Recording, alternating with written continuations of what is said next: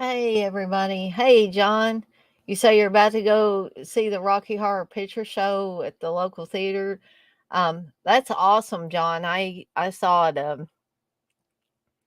mm, a few years back with a shadow cast, which was cool for me. Um, and you say you saw Dawn of the Dead 3D last night. I did too. Um, Good 3D was subtle. Besides the cash falling, the gun gags. Yeah, and, like, I noticed, like, some glass. I swear one time when the glass came flying out, it, kinda made me do this, and there were some blood spatters that I thought were cool too, but, yeah, overall, I thought it was subtle. Um, yeah, that the score is amazing. Um, gosh, it's definitely been 10 years since I watched it, so I bet it was, kind of like a almost like a reintroduction for you.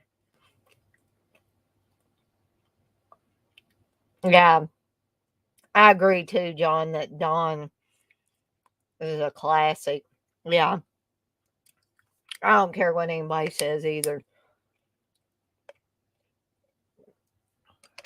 Oh, wow, Robert Long, you say 1985 Santa Claus, that movie needs a 4K. I would probably watch it in 4K. So let's do the time warp again. So, John, does that mean you're going to go see Rocky Horror tonight?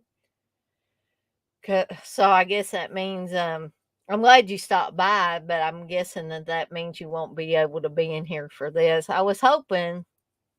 Sorry, I'm messing with my hair, but it's kind of messed up, which I'm thankful for my hat. Um, uh, I was hoping be able to have several people on the stream with me uh, tonight for this Mutilator watch along, but guys, I'm sorry, I'm so distracted. Something was going on earlier that's kind of getting me distracted, but I'm gonna do my best to get through, or not get through this watch along, but and try to enjoy it. Um, Johnny said we're living in a world where people praise Terrifier 2 and hate Dawn of the Dead. Madness. LOL. You say I won't rant. LOL. That's okay, John. You can, feel free to rant if you like. Hey, Texas. I do have, for anybody that doesn't own the movie, I do have Tubi, the link for the movie on Tubi. That's how I'm going to be watching it just because I'm a lazy ass and I didn't want to hook up everything to have the movie playing. So I'm sure there's going to be commercials or ads or whatever you want to call it in it. And if Darren's here tonight, he probably I think he can't watch Tubi or can't use Tubi in the UK. So um, I do have it queued up to the beginning with the house, the outside of the house. It's about 2 seconds in. Um, and if anybody decides at any point in time that, even if you don't start on the live stream with me, you can at any point in time say, hey, Dana, send me the link. I will send the link over. Texas,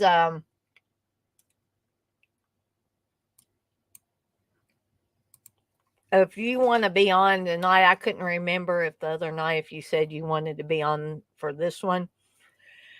I'll be glad to add you or send you the link. You got Robert Long. You say you got that on the Amazon Fire Stick. That is cool. And let's see, looks like we got 4 at least watching in here. Guys, again, I'm sorry about eating, but my blood sugar's been messed up most of the day. It's been going back and forth from being normal to low. It's not like it skyrocketed memorable high, but when it goes low, it kind of makes me feel yucky. So, uh, trying to get it to go back up so I'll feel at least normal. Um, oh, no problem, John. You say sorry to miss it. Hope all is well. Hope y'all are having a spooky Halloween weekend. Well, my weekend started out okay, or pretty decent, and it's kind of shitty, but I won't go into that. But whole October's been on and off pretty shitty for me. Um, I did want to let everybody know that there was a major, well, maybe not major, but kind of a snafu. I was under the impression, and I hadn't been told otherwise by stockyards, that this leave that they gave me, the 6 weeks of leave, I was under the impression that it was going to be paid leave. Found out basically all they gave me is I was expecting another paycheck to be deposited in my bank account yesterday, and all I got was like $130 something. Um, but anyway, turns out I'm not going to be paid on this leave, so I've either got, I've got to make some kind of decision about it. But anyways, oh yeah, that's right. You want to be on the cruising panel? Well, yeah, Texas, you have an open invitation to be on um, any of them. I remember there was one that you said that you definitely wanted to be on. So,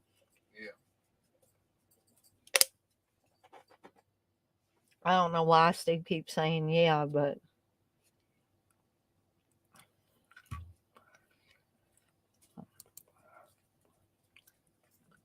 hey, 71.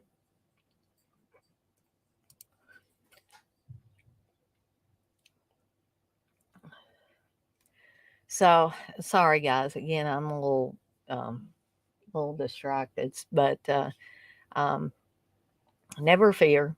We're gonna get this party started with the watch along here in just a little bit. I was just kind of giving it a few, like a couple more minutes to see if there was anybody else that wanted to be in here, to at least watch. Um, it seemed like maybe TJ had showed maybe an interest in maybe being on the stream, or at least being in here. So I might just wait until 7:15. That's in about 3 more minutes. Um, just to see. Hold on, guys.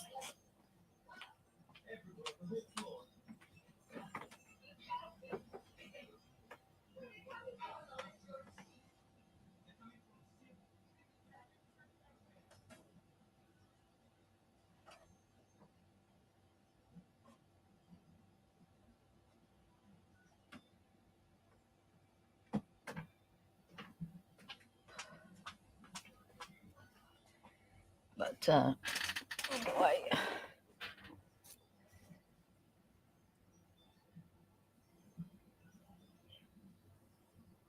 Oh, that's not good. All the drama channels did your head in, 71.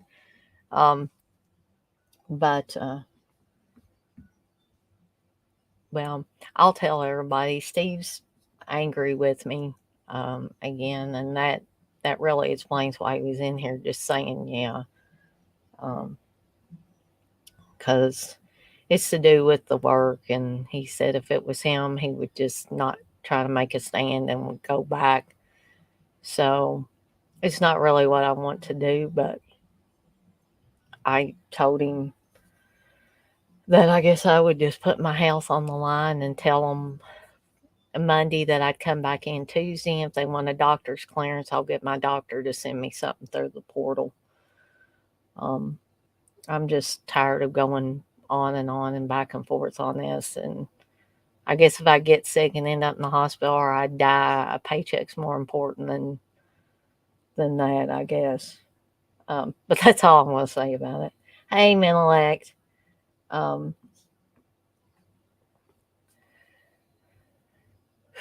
So we got about another minute, and I'm going to go ahead and get started. Does anybody need me to put the link for the Tubi version of Mutilator in here again? If so, let me know, and I'll repost it in the chat. Well, hell, I'll go ahead and just do that again.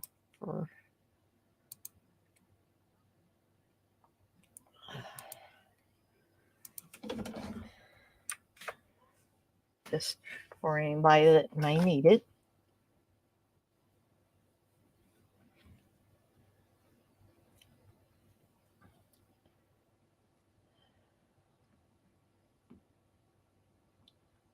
Well,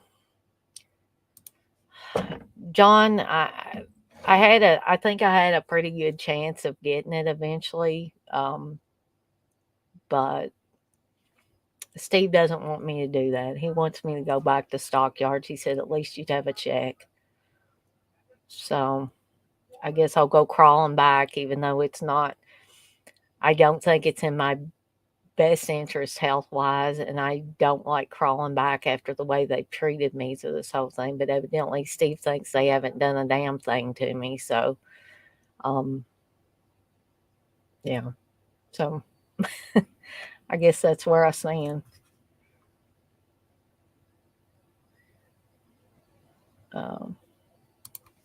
Yeah, very, very stressful, John. But thank you for the sorry, but it's not your guy's fault, and it's not Steve's fault, and I guess the only person's fault it is mine. Whatever decisions I make. Yeah, 71. I like that idea better, but I guess I gotta not be selfish and think about what's better for the whole family instead of what's better for me.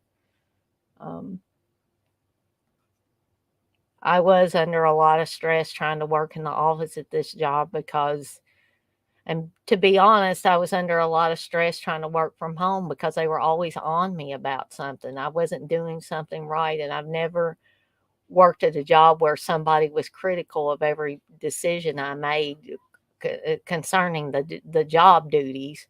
I could never please them.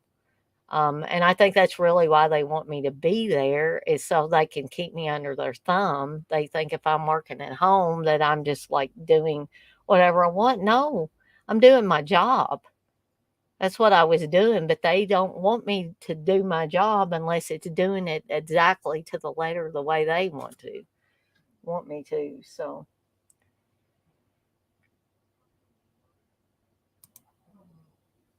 oh, okay, Texas. I'd love to have you on here. Let me hold on just 1 second here.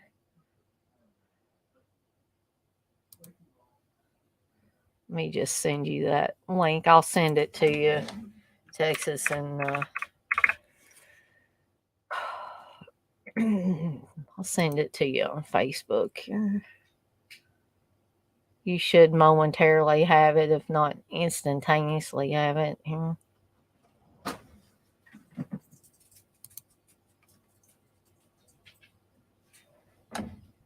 Darcy, you need to stay one place or the other.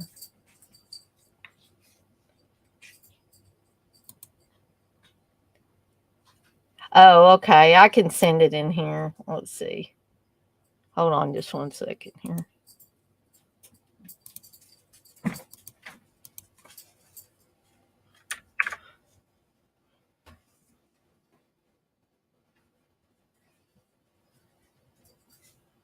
I get it. Facebook, you have to open another window. Okay.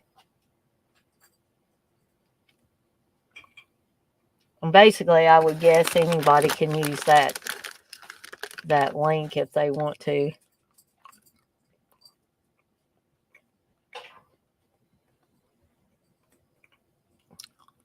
There, Texas is. Hey, Texas. You hear me okay? Yeah, I hear you now. Okay.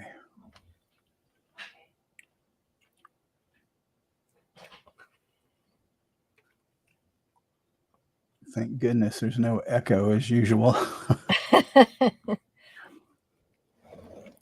Yeah, sometimes there's echoes and sometimes not. I know when I'm on here with old Curly Jaws, I can hear myself on his end, Mm-hmm. but sometimes you can resolve that with headphones or earbuds, but other times you can't. So Hi 71, I'm waving, but you can't see me. we need little emojis or something that we can put up here in the like in front of your um, face there. So, Texas, are you watching this through the Tubi link, or are you got Yeah. your own? Okay. Um, and like I said, I'm just at the beginning where it's showing the house. It's about like 2 seconds in. I'm gonna. Yeah, I moved mine to like, well, 1 second. It sucks when you put it on pause and then it automatically starts up again. And it's like, ugh. Yeah, that happened to me. Like, and Tubi's the only thing I think that does that. I don't think some of those other things do that. John says, Texas, are you the prime meat guy? It's all about the meats. Well, that would be Nebbins, where's that fuck you, Charlie? And 71 says, so you wouldn't want a vegetarian meat. It's just one of those hard peppercorns. Yeah, exactly. Yeah. Okay. Well, guys, I think we're going to go ahead and get started here. Mutilator's not that long of a movie. And like I say, if anybody comes in here later, TJ or old Curly Jaws or whoever, and they want to join along, just let me know and I'll well, the link's in there, but I can resend it or re-put it on there. And so I'm gonna go ahead here and do the 3, 2, 1 and play here. So 3, 2, 1, play.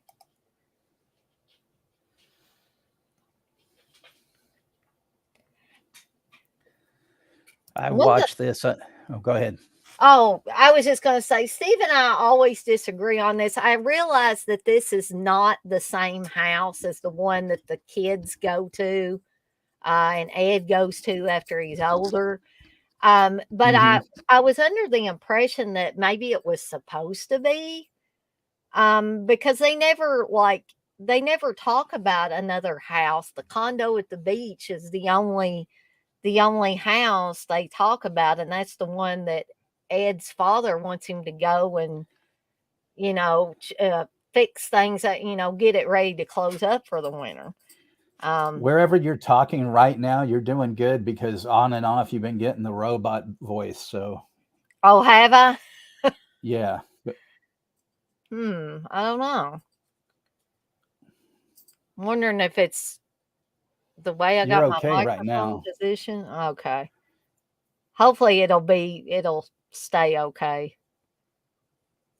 But go ahead, Texas, and say what you were going to say before I kind of jumped in there. Oh, I was just gonna say that I watched this. I think last year on Arrow, I think, or it Mhm. might have even been Shutter, and I was just sort of like, eh.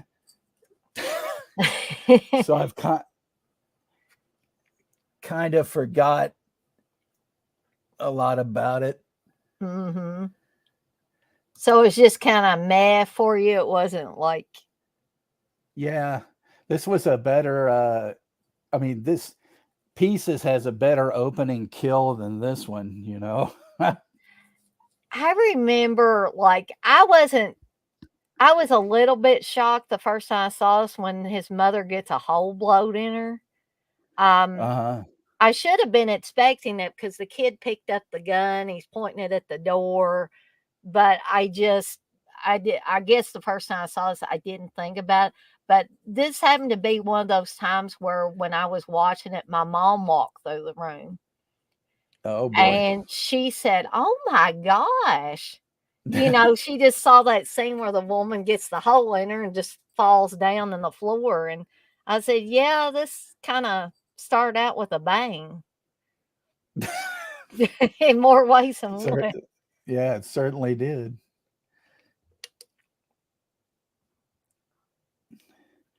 Don't worry, Ma. I'll get revenge on you.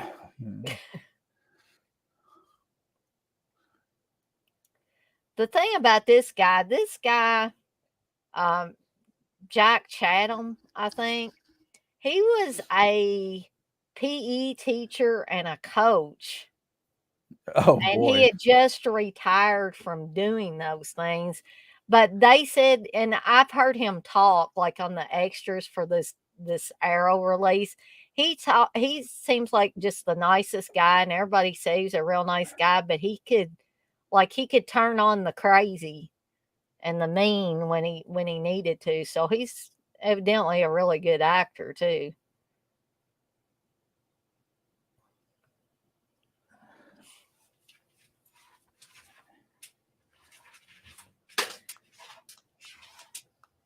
I know nobody's probably looking at my astronaut light, but Brandon just knocked it over again.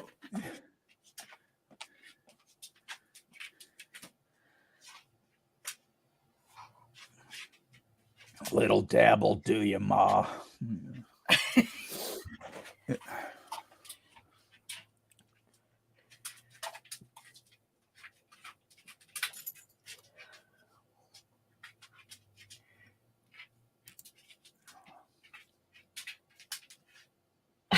71 says, I thought he was going to shoot himself while he was cleaning it. Yeah, that would have been worse, I think.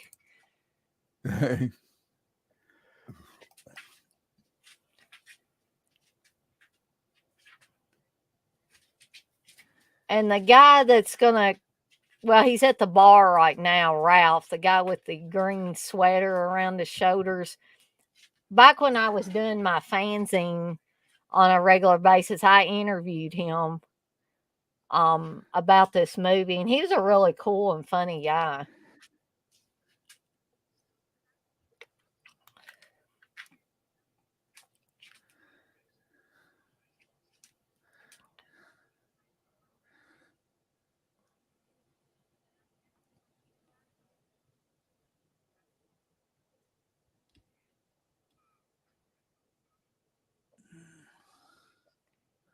And the girl with the kind of checkered like shirt, she was on a really low budget horror film called Disconnected. Texas, you remember that movie? What was it called? Disconnected. Mm, I don't think so. Okay. It's not, I'll be honest, it's not a really good movie. This movie is way above and beyond that movie. But it kind of had a creepy premise. It just didn't follow through pretty much with the idea of, it's one of those where a killer is calling people and then he ends up killing them off. Um, I think he like breaks into their house or something like that and kills these women off. Not a new idea by any stretch of the imagination.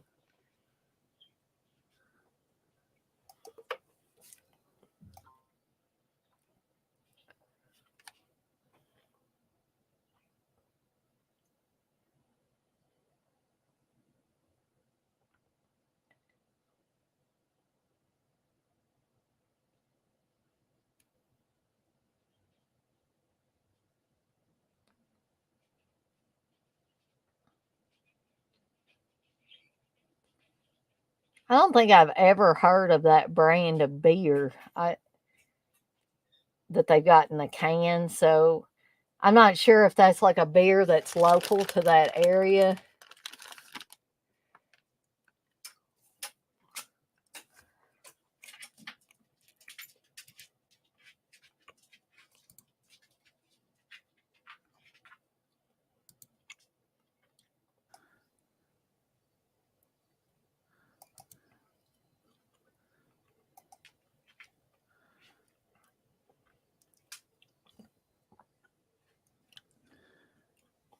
I did want to remind everybody that tomorrow evening I'll be doing a classic Jamie Lee Curtis horror retrospective. So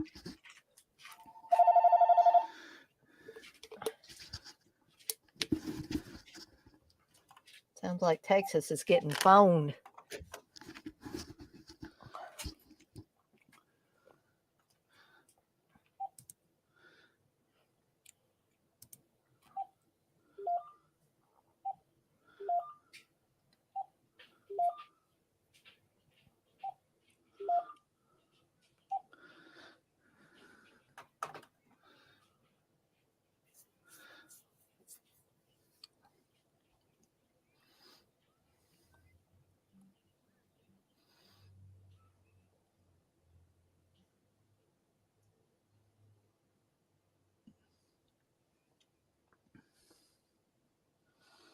He's got a bad feeling about this. Well, it's going to get worse.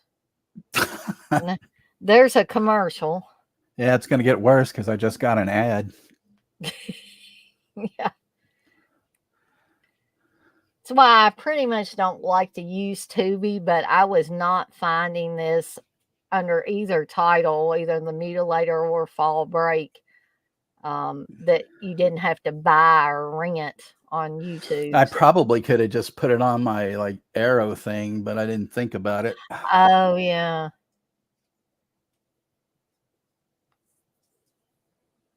I don't want to see a Credit Karma ad.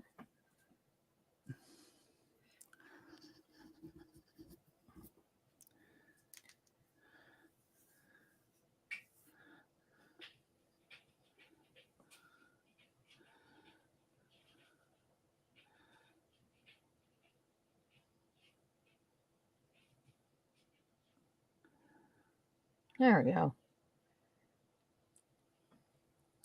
And I think the dark-headed girl at the back, one of the cheerleaders, is, I think that's Buddy Cooper's daughter. And in a second, you're going to see Buddy Cooper's dad come out of the door of that building. You can tell I know way too much about this movie. I'm going to jump out a second, come back in because I keep getting that robot voice and Okay. you're barely kind of moving. I'll be right back. Okay.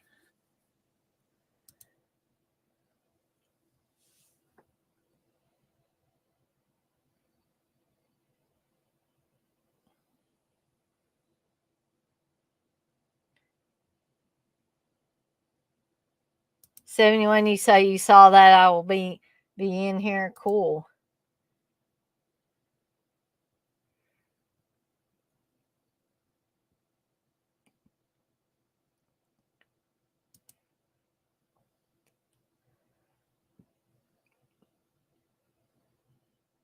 And I'm not sure if this is going to have the Fall Break title or the Mutilator title. I guess we'll see here.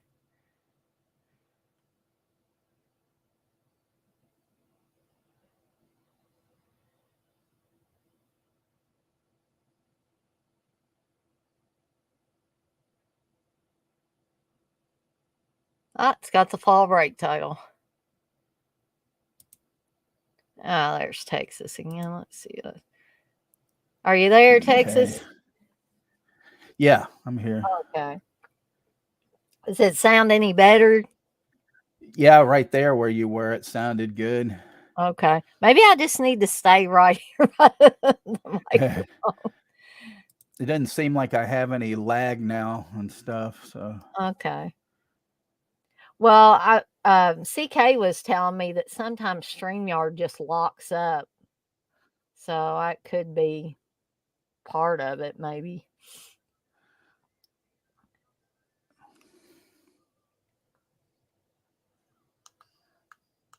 While you were gone, I was saying I didn't know if this was going to be under the Mutilator title or the Fall Break title, and evidently this is the Fall Break title version.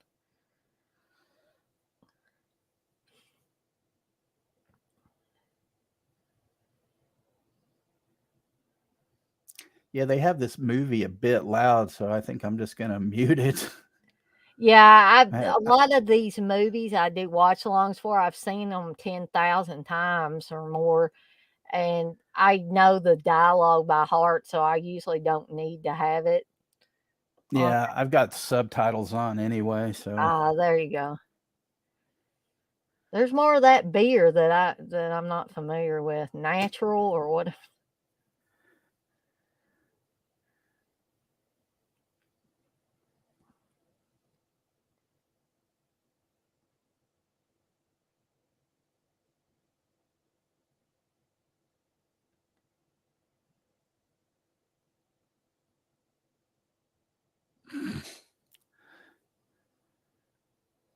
Oh yeah. Oh, Ralph thinking he's smart.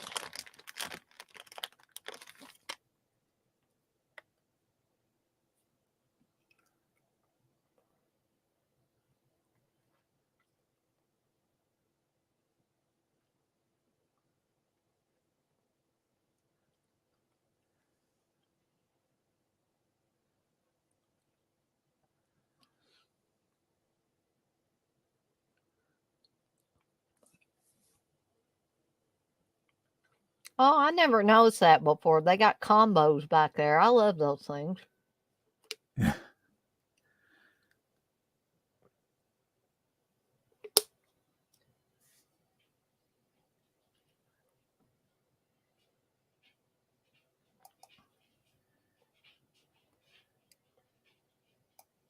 Yeah, Ralph, I don't think you need to take your beer with you to go take a pee.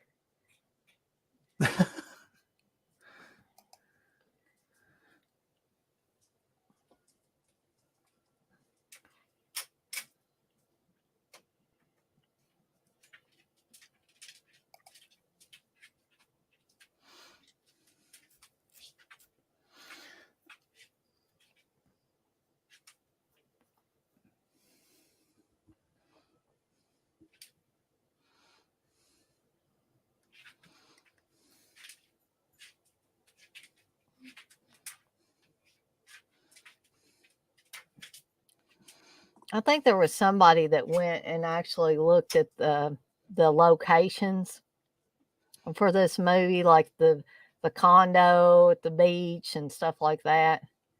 I think it was on YouTube.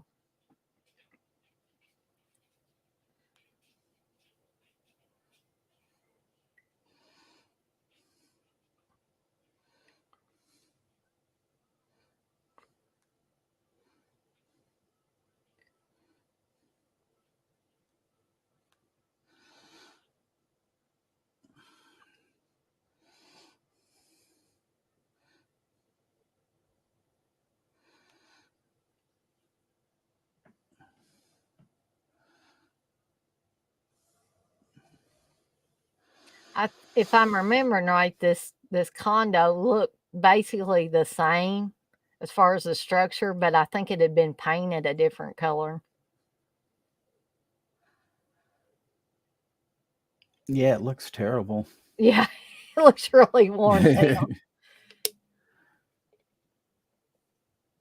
And that brings up something when they get inside here, and when anytime they're around the refrigerator in the kitchen, it's like I would not want to eat anything that came out of this refrigerator because it looks nasty. I don't know if I did actually see this. I might be thinking of like Predator, Ah, but I don't know. It seems familiar and not familiar. Because I know Predator had that, what was it, the fireworks deal and all that. oh yeah, yeah. Because I know they don't have anything like that in here. Yeah, I don't think I have seen this one.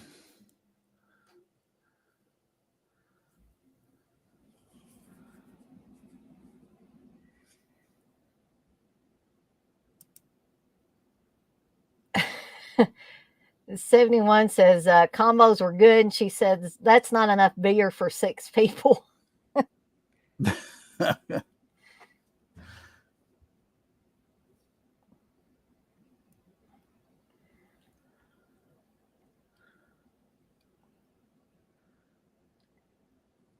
I will say that my Blu-ray looks better than this, though. So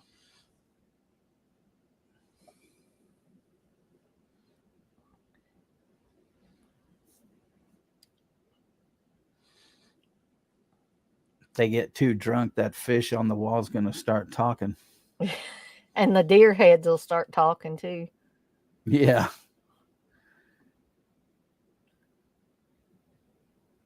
If you had any doubts that his dad was a crazy ass, there's one big red flag right there. That picture of the guy that his dad ran over with the speedboat. Jeez.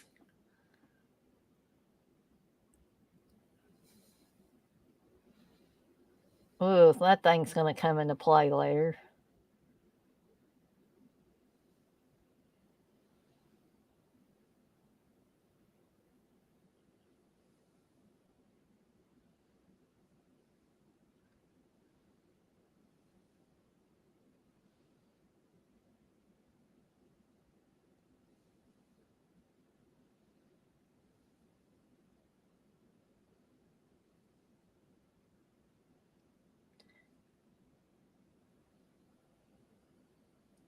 So when Matt Mittler, who plays Ed, does this little Jaws thing here in a second, there he goes. They said he came up with that on the spot, that wasn't in the script.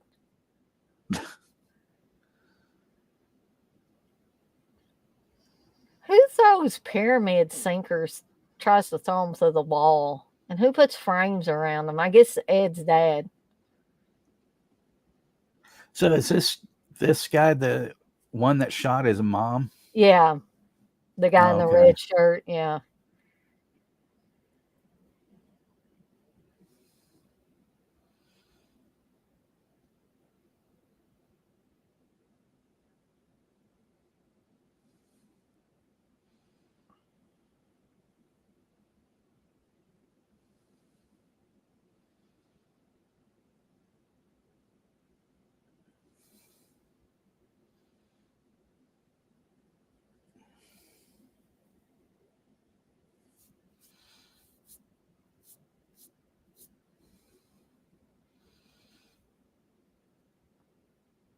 I guess he's just been taking a cat nap in the shed. That's what it looked like. Or either that or he can evidently hear them. So I don't know if he's under the condo or he's out in the shed.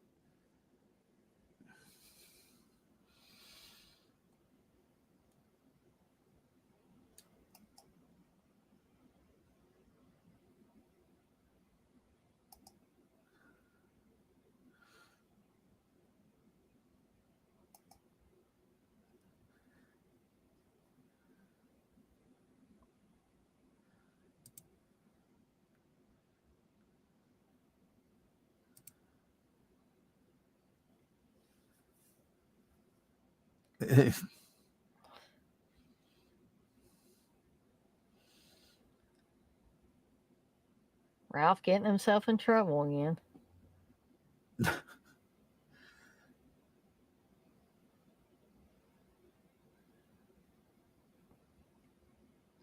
Yeah, Ed's not worried. A battle axe is gone and he just doesn't have a care in the world.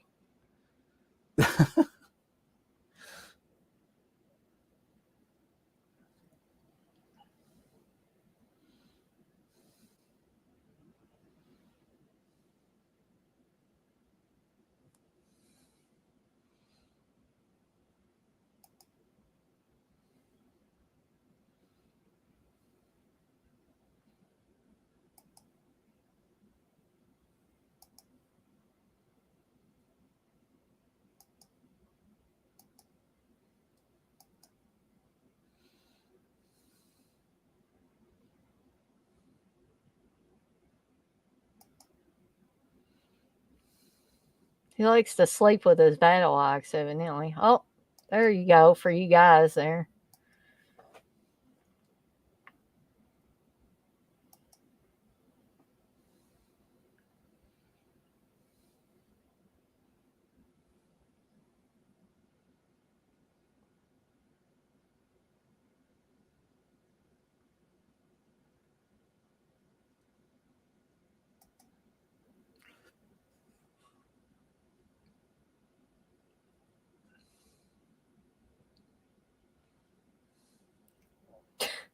I think I'd flip him off too.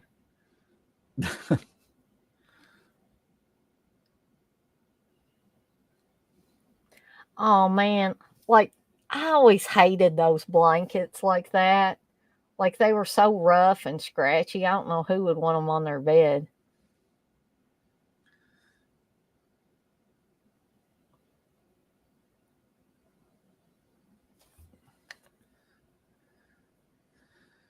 Yeah, they probably won't even have time to make up that bed.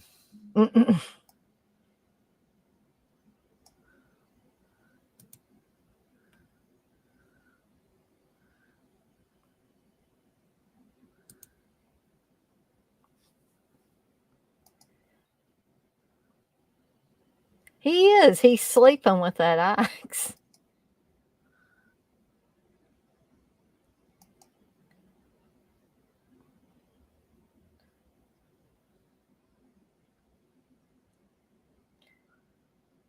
I'm not sure. Texas, maybe you can name another horror movie that did this in the past, but I can't remember another horror movie. At the end of this, and I'm not giving anything away, they show kind of like bloopers, like the scene where he just picked the boy up and was like choking him.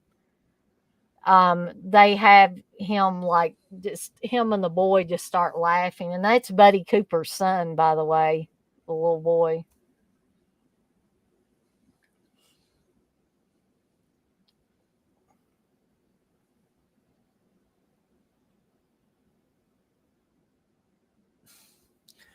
No, nothing that I recall.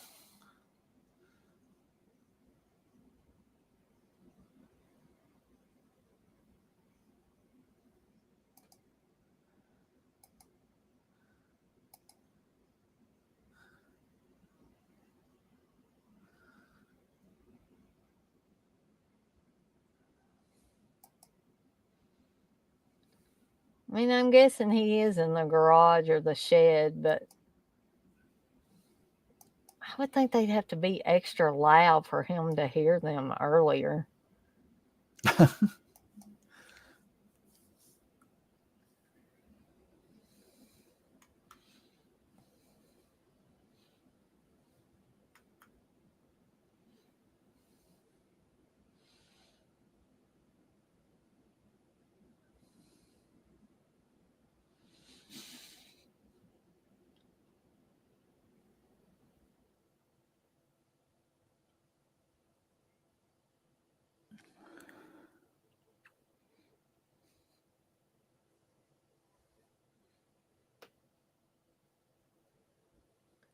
And here they make a joke about rubbers being too big.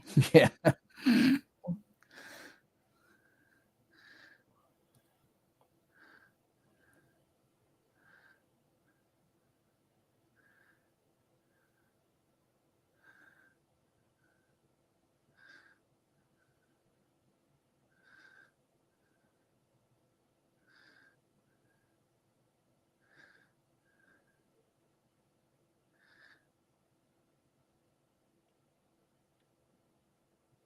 I know what he's going to do. He's going to chop down that door and do a "Here's Johnny" thing.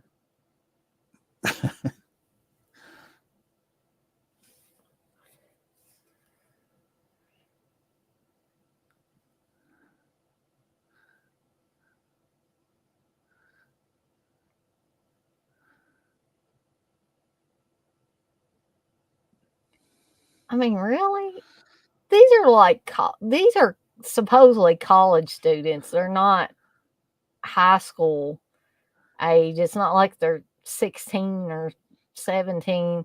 It's like do they ever stop thinking about sex at this point? Like, those two cannot keep their hands off of each other for 2 seconds.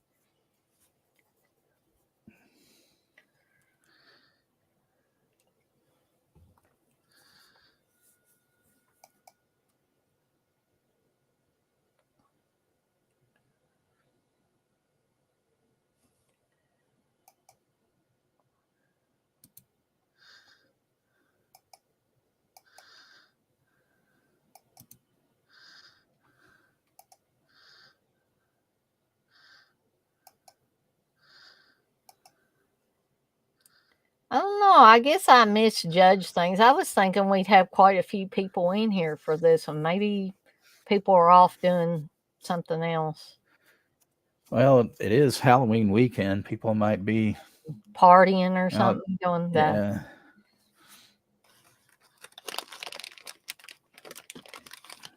I have no life, so I'm I'm at home. Yeah.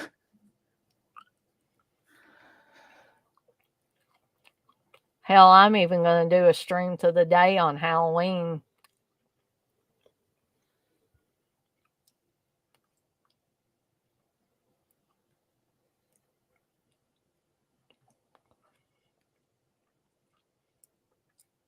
I think the Dead Pit Boys were going to go to see Dawn of the Dead in 3D tonight. I think they were going to go to Lexington to do that.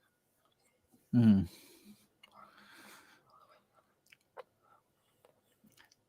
Did you like it last night? Oh, Going to see yeah. it?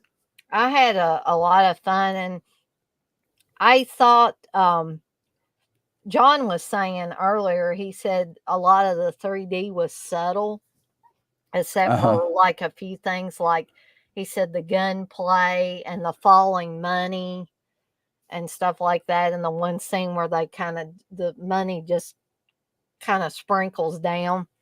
But there were a couple of scenes where glass broke. And one time I was actually feeling like I needed to dodge it because it did feel like it was just right up in my face.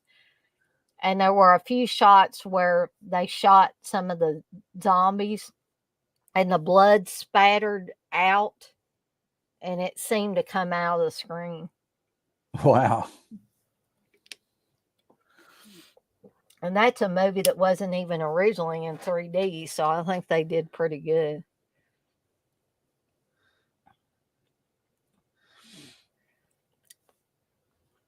Like that one scene when they're in that tenement and they blow that dude's head off. Did that have like 3D and stuff? Yes, somewhat, but it seemed like to me anyway that the 3D got better the longer it went on.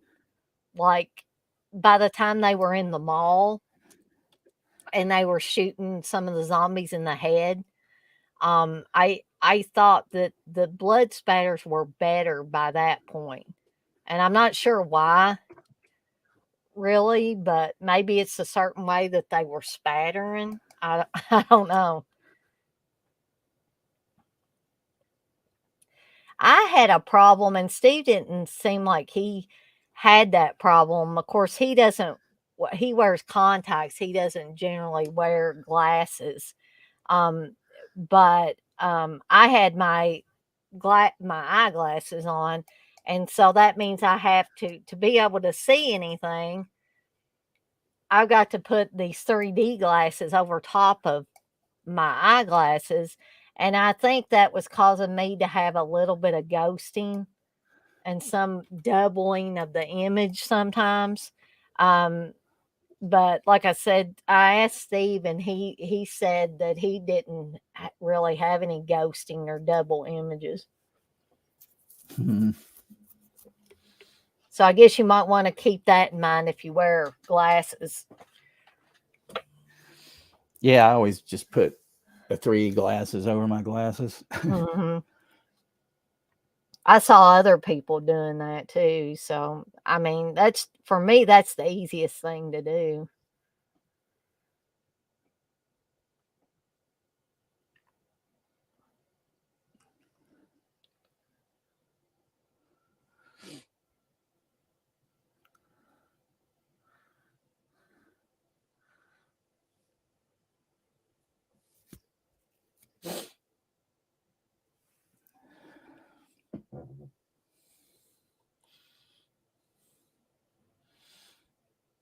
It looks like it's a big greenhouse instead of a pool. I guess they were covering it up for the winter.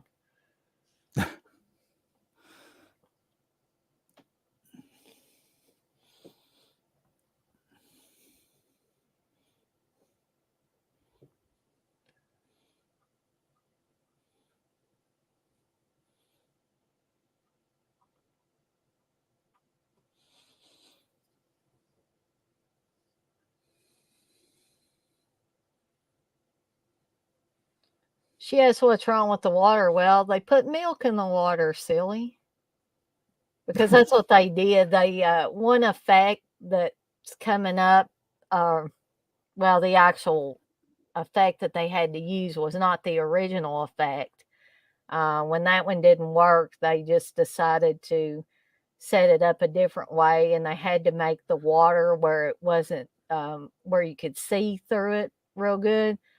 So I think they might have drained all the water and just put milk in there.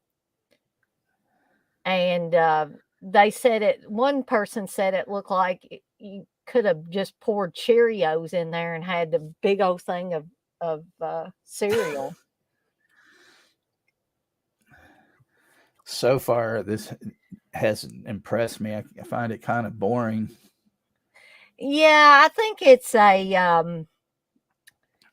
an acquired taste, Texas. You're not the only one that I've heard say that this is boring, but I've always liked it. But me, I'm always a little bit different. I like things like Terror on Tour and Final Exam and stuff like that. So maybe I don't know. Maybe my tolerance level is really high or something. I don't know what it is exactly.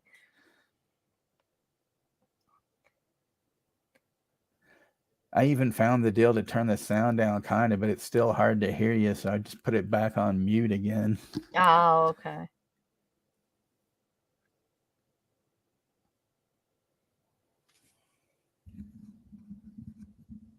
I'll move my microphone a little closer to me. I kind of bumped it a little bit earlier, so it might have moved it away from me.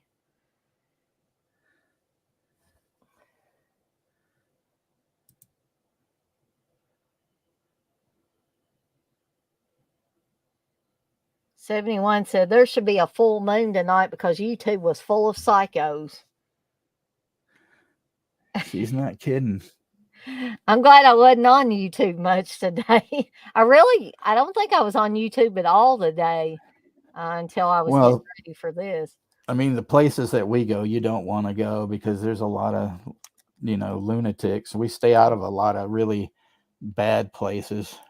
Right. Well, we're living in a world where people are getting death threats for saying that they like or don't like a movie.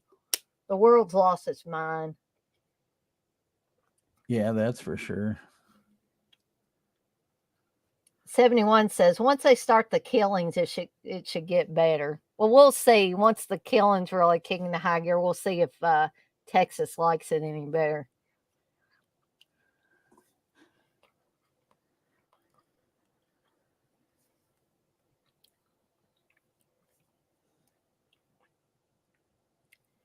I hear Buddy Cooper's going to make a Mutilator too, but I like Buddy Cooper and everything, but I'm almost afraid it's going to be like Dark Knight of the Scarecrow 2 was. It's just not. It's not going to be magic like I thought this movie was magic. I thought the original Dark Knight of the Scarecrow was magic, especially for more of a TV movie like Dark Knight of the Scarecrow was. But I just saw Dark Knight of the Scarecrow 2 on YouTube one night when I was just, scanning through things. So I thought, I'm going to turn it on and watch it. And oh my goodness. Have you seen that one? Have you seen part 2 of Dark Knight of the Scarecrow, Texas? No, I haven't even seen the first one. Oh, okay. So you wouldn't really have a point of reference if you did watch part 2.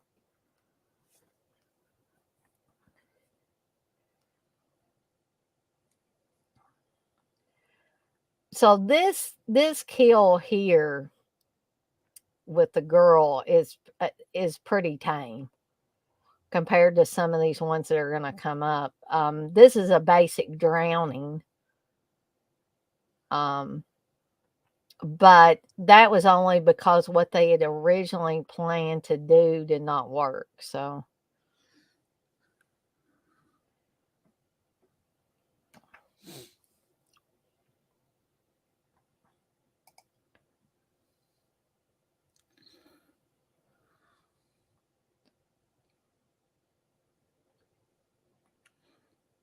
you can see the water does look milky there.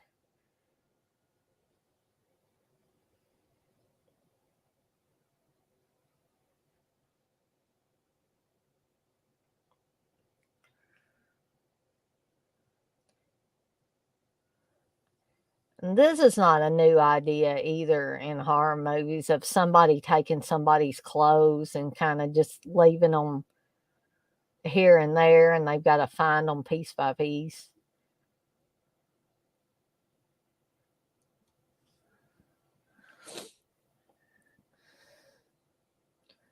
Yeah, that's a old trick. Yeah. Well, at least they were places where he could find them, you know. Right. But I think people, or at least I was, pre-programmed to think, oh, he's going to get killed while he's looking for his clothes. Right. And you keep expecting something to happen here. Because I think by things like Friday the 13th and stuff, or the Friday the 13th films and stuff like that, that we've been pre-programmed to think a certain way.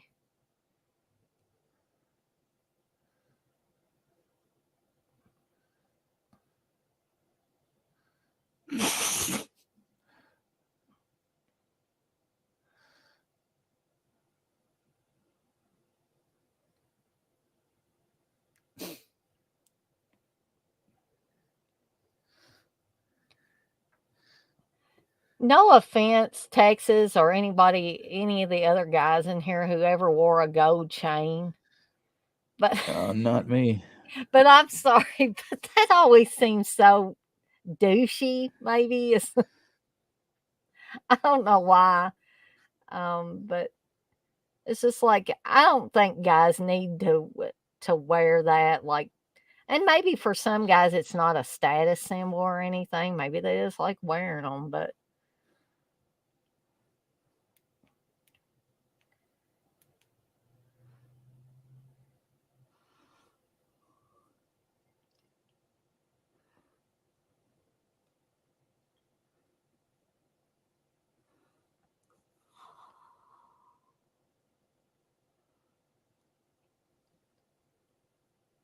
another thing we've been pre-programmed to think based on Halloween and Friday 13th, stuff like that, is when a door comes open like that, don't go up there.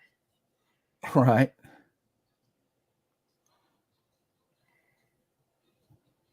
So they said that this effect didn't really come off like they wanted it to, but I think it's still pretty cool.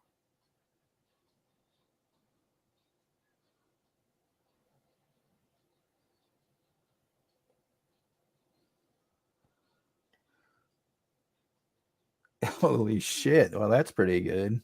Yeah.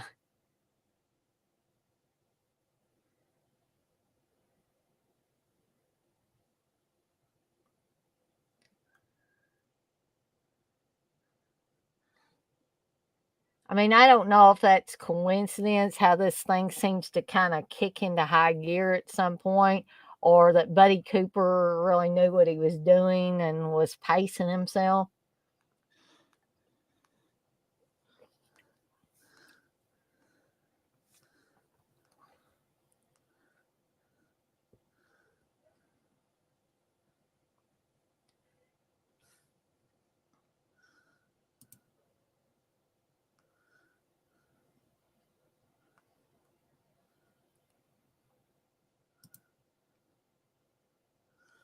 71 said Dark Knight the Scarecrow 2 was bad. The first one's better. I totally agree, 71.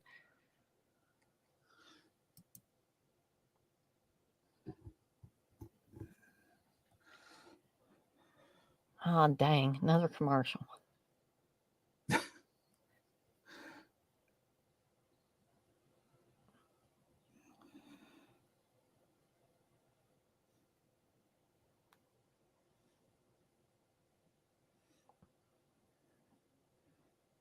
I need to get on looking for a version of Cruising to see if, I don't know if I'll be able to find that on YouTube or not.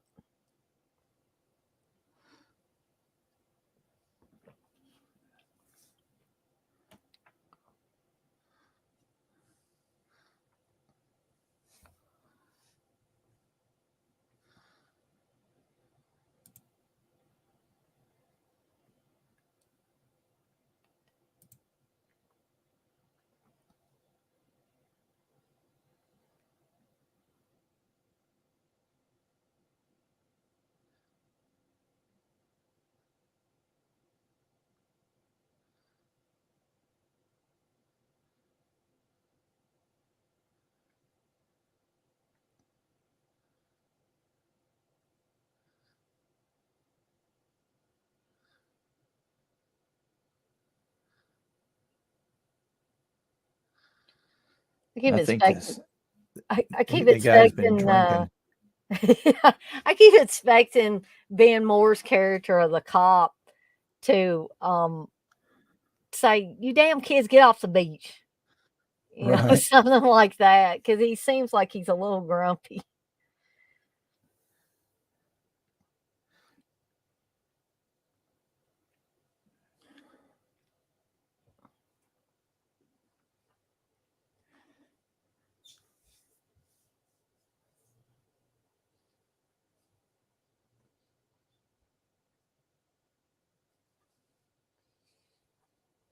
He seems kind of shady.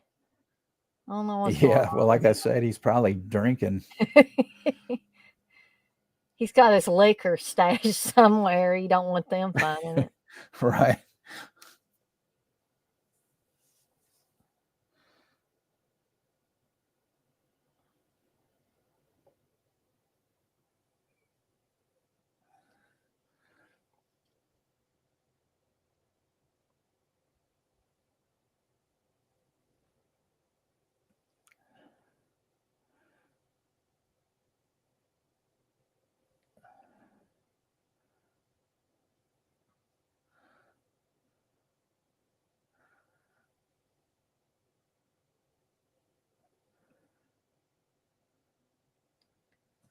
Hell, that's a nice car for a supposed cop car. Or is that I think supposed that to be his Dead's car? car, yeah, it's the Mercury. Oh, okay.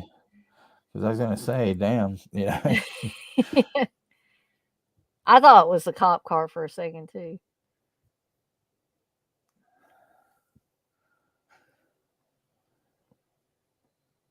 I'm not even sure if we see his cop car here.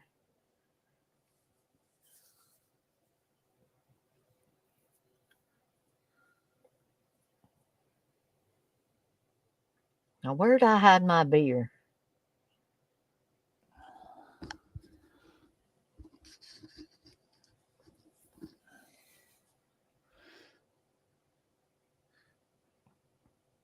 This is a movie that Steve did a commentary with me for way back when he liked to do those. And this was another movie he never wants to see again. There are a lot of movies that he did commentaries with me, and he said, that's the last time I watched that movie.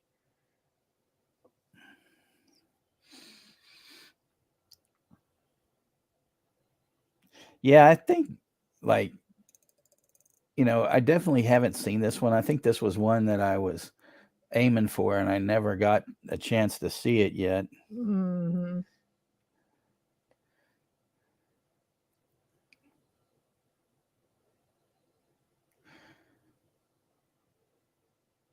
Holy garbage. Oh, man. Yeah. Yeah. Now, this actor, Ben Moore. He was like a local actor, and they said when his kill scene was getting ready to come up, he must have told everybody that He knew did him, what? "Hey, I'm gonna get killed." And so they said there were like 75 people on the beach that night when they filmed Jeez. this.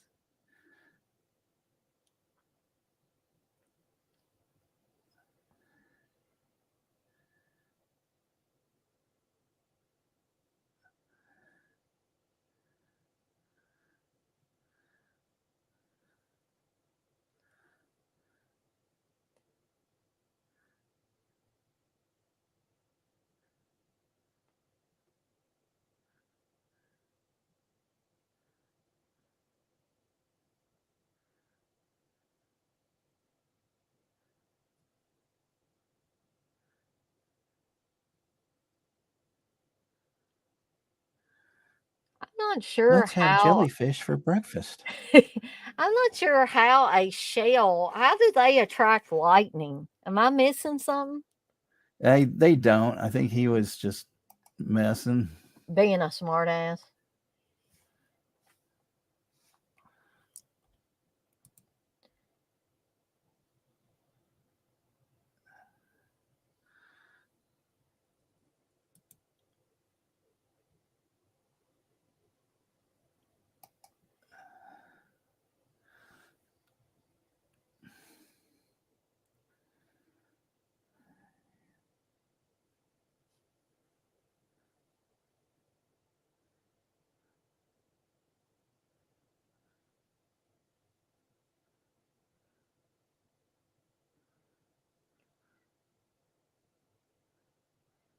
Now, in a shortly, they're gonna be playing a game. I think they may call it Blind Man's Bluff or something.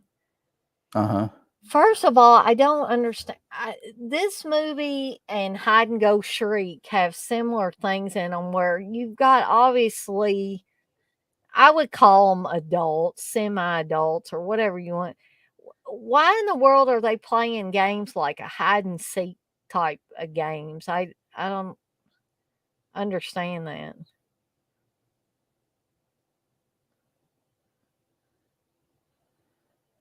Now I know the one girl, Ed's girlfriend, won't give it up. She keeps saying, we can sleep in the same bed. We're not gonna sleep together. We're not gonna have sex. So obviously she's not thinking about having sex. But I know Ralph's horny.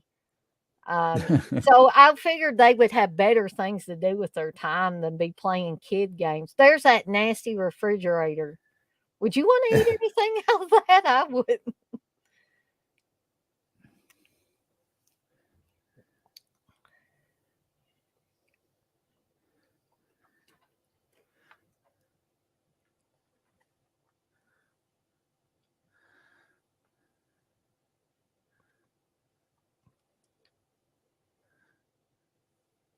I mean, it's obviously a more adult game because they drink beers during it, but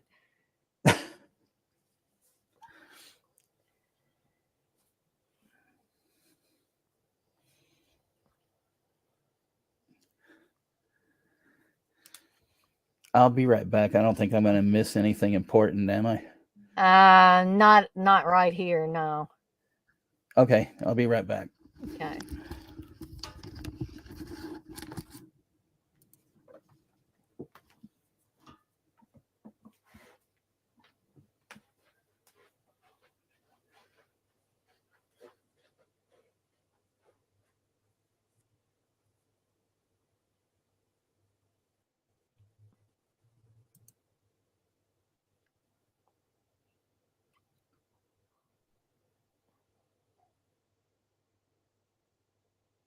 What in the heck? There's a director's chair in there.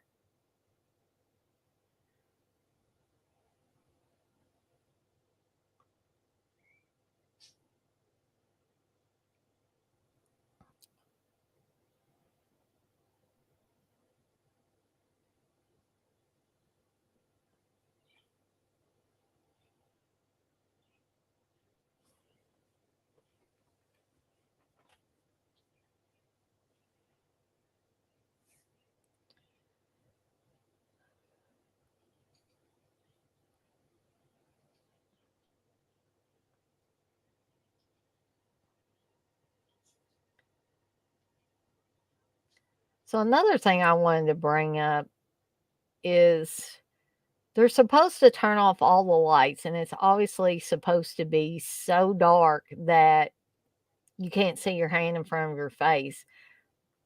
But depending on the print you're watching, because I know the Blu-ray print, when I watched it, I was like, holy cow, this just totally doesn't work because it's almost like daylight inside that condo. And it's obvious that you can see the people in there. So it's not really a game of blind man's bluff, really. But they have to go around acting like they can't see anything.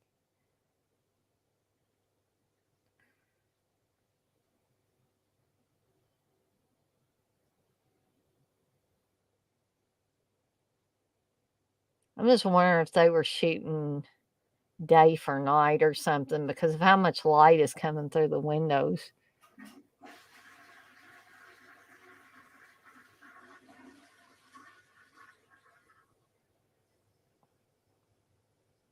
And it's obvious you can see Connie there standing against the wall.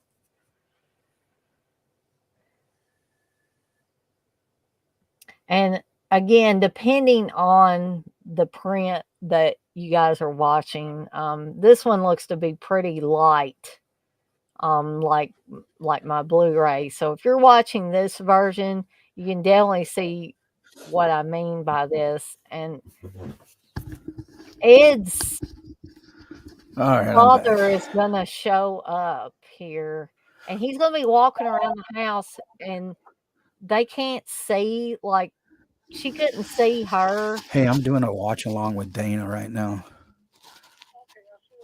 Okay, bye.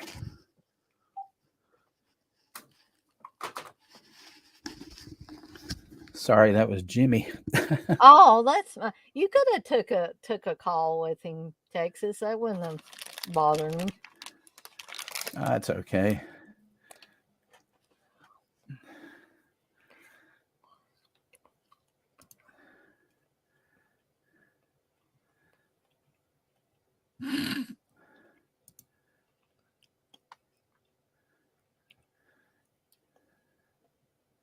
No, you're right, Texas. That Ed just opened the door, and the sheets or nothing were on that one bed. Yeah, see.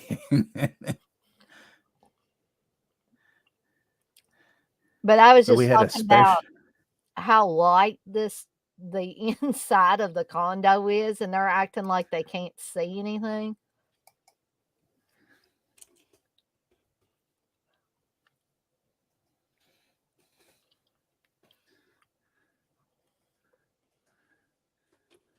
They got to be shooting day for night. Either that or there's some really strong lights outside.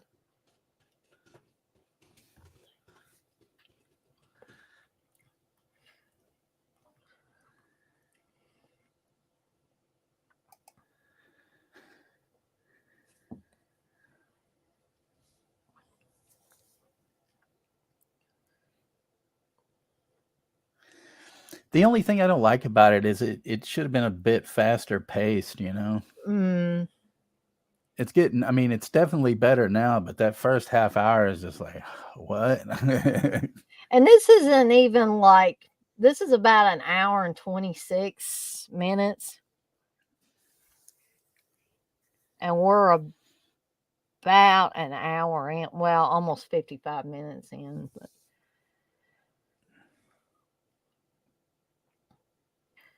here's the other scene I was talking about was so funny. It's clear that Ed's father is skulking around there, and they cannot tell that that is not one of them. Right. You know, it's weird. He looks like a cross between Dick Miller and oh, that guy that used to be on Cheers that played Carla's husband. I can't Oh, think of his name. yeah, yeah. I hadn't thought about that, but you're right. Dan something. I can't think of his last name. Yeah, I know. Constellano or some. some Italian last name, Yeah, something I like could that. visualize the guy, I just couldn't remember his name. I feel like it's been so long since I watched an episode of Cheers. Castanea, I think that was his last name or something like That that. that sounds right.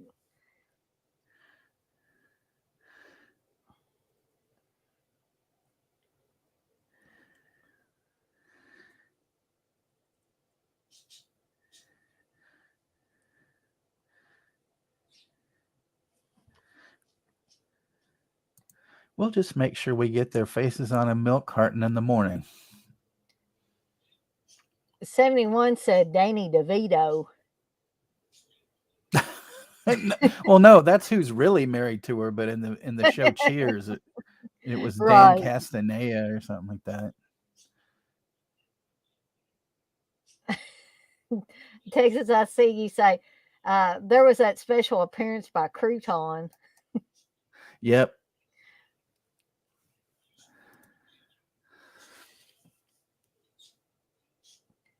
See, now, Ed is horny. That's what I'm telling you. But, like, she said, we made a deal and I'm holding you to it. Oh, there's that damn scratchy blanket. They made up their bed, but.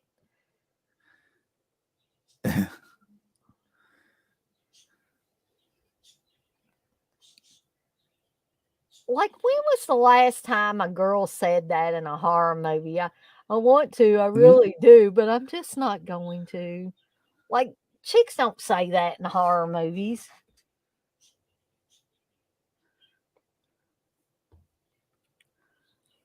Maybe Buddy Cooper is just trying to be different. He was trying to turn all these horror movie theories on us ear or something.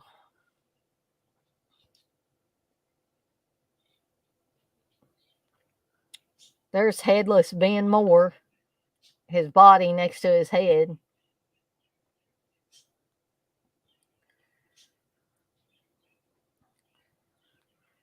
What is this guy got no friends or something? He's wanting to hang around with dead bodies. I don't know. My ads just hit. It had gone so long without any ads, I didn't think I was going to get any more. Yeah, that's the bad thing about Tubi. It makes you think that, oh, I'm ad clear. Oh, there was only one. Well, that was Yeah, good. that's the last one that I had a little bit earlier. It was like really quick.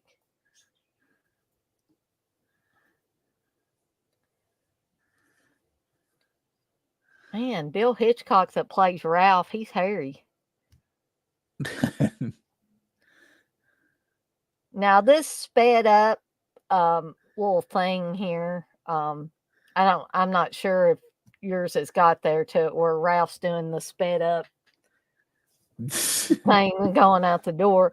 But I guess a producer or guy put up some money for this movie told Buddy Cooper that he didn't think that that was going to work in the movie, but then he said, "Well, I changed my mind after he saw dailies."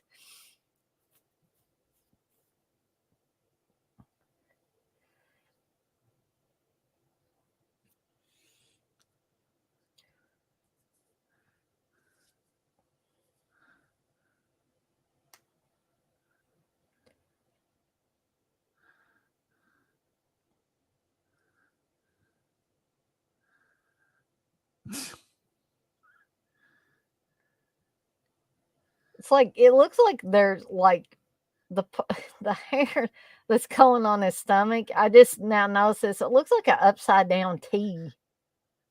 Oh,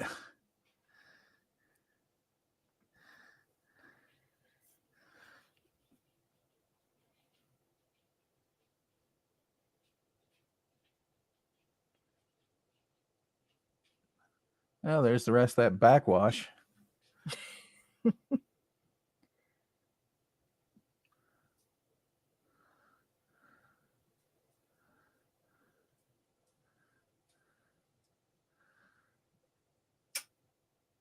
Perhaps he drank too much beer, but he was having a really tough time trying to button that shirt there when he was coming down the steps.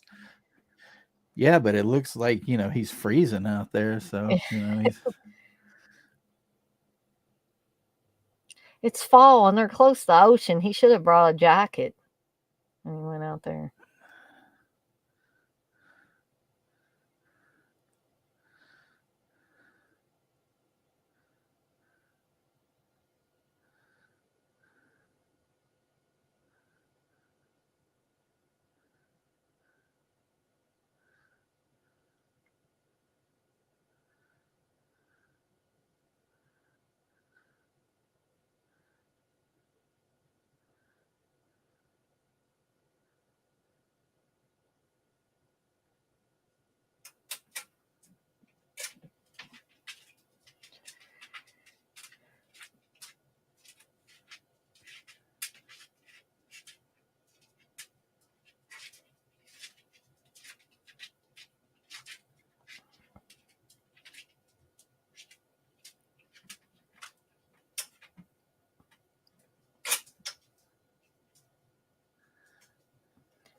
I mean, I know Mike and Linda were horny and couldn't keep their hands off each other, but like, why would they be in that damn shed all this time or garage?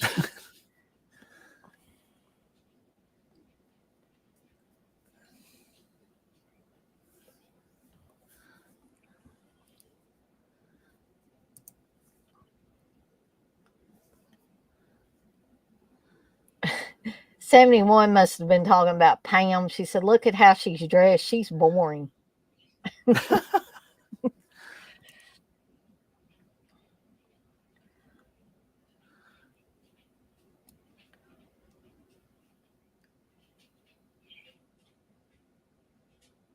Uh-oh.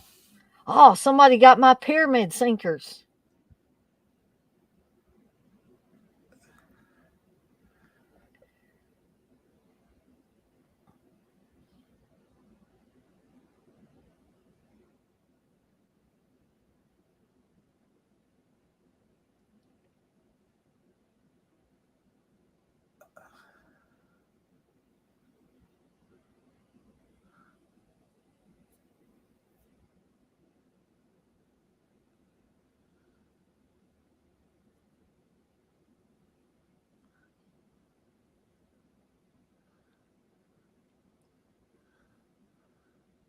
I mean, what kind of friend is he? He's thinking about nailing them in there.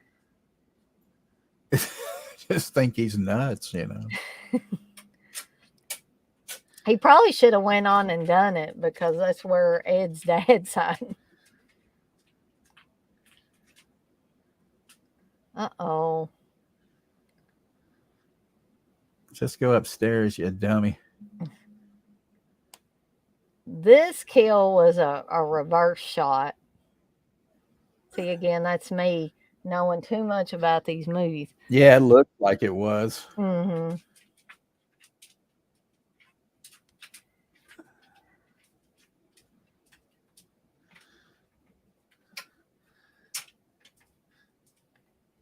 Although he's using so much force, like the look on his face, he looks like he just crapped himself.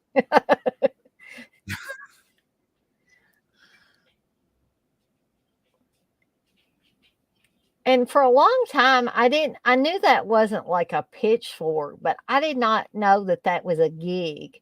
And I'd seen my dad have, because my dad used to go frog gigging. I'm from the sticks, people.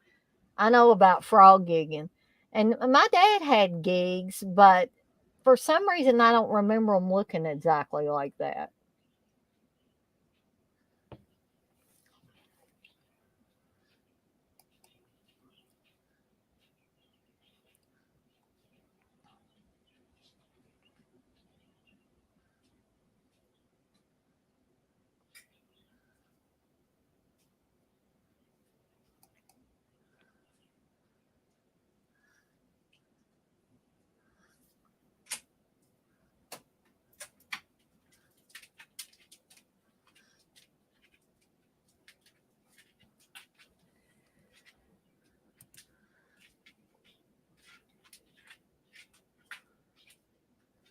$71 said, "We had a rusty pitchfork. That thing was dangerous." Well, it sounds dangerous. I wouldn't have wanted to like step on it and end There up was like stabbing Crouton again. She just myself. she just walked past Crouton.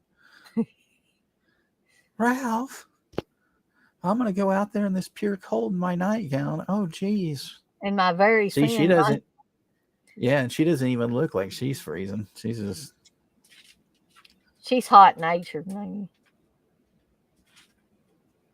She's having hot flashes at an early age or something.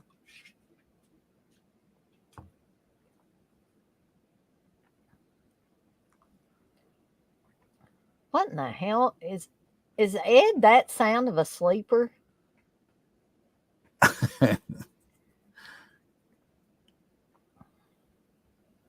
He looks dead. He's probably just ignoring her because, he wasn't getting laid. Yeah, he's mad. It's like, it doesn't matter.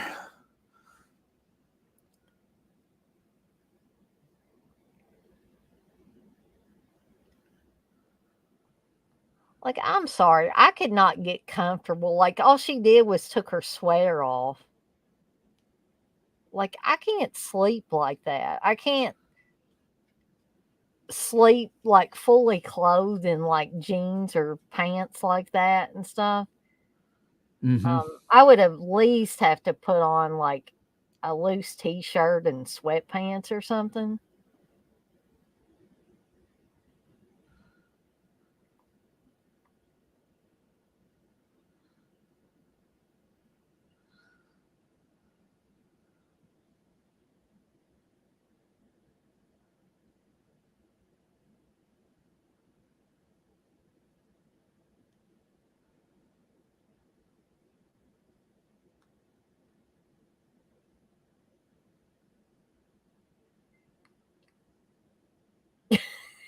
I swear, this didn't strike me as funny till I'm watching it this time. How Ed just seemed to be completely dead to the world, even when Pam wasn't in the room.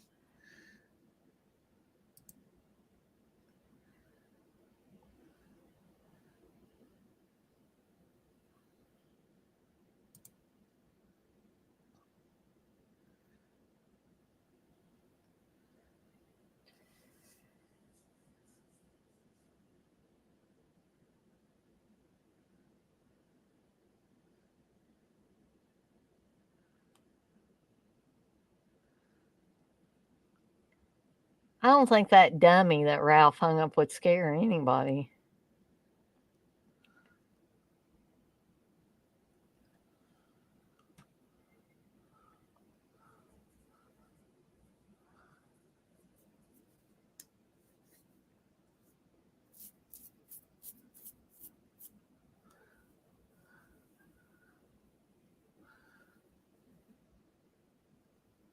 No, heck, that nightgown is sheer. I mean, you can see right through it. I would be freezing. Yeah.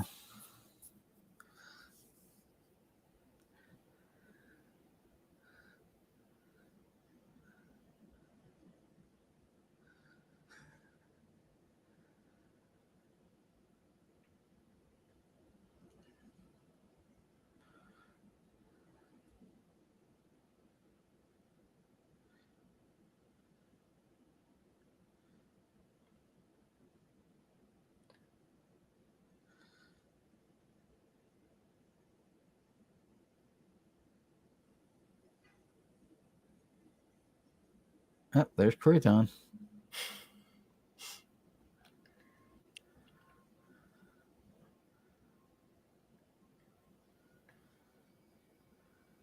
I think it's time for them to get a new refrigerator, is what I think.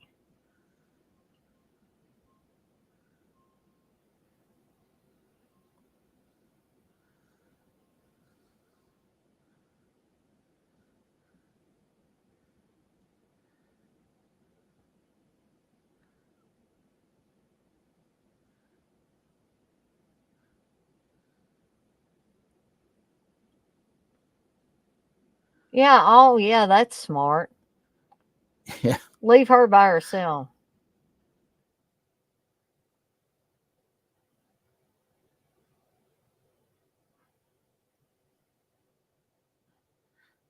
It's like she was so scared, but now all of a sudden she's fucking brave. Now, remember I said that gaff, that big hook thing, was going to come into play again. Mm-hmm. I mean, he's got the axe now, but that gaff is going to come out here.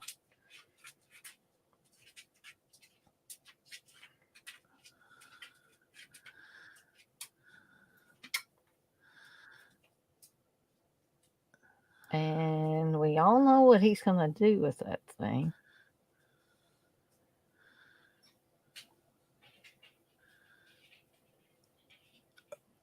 Uh-oh.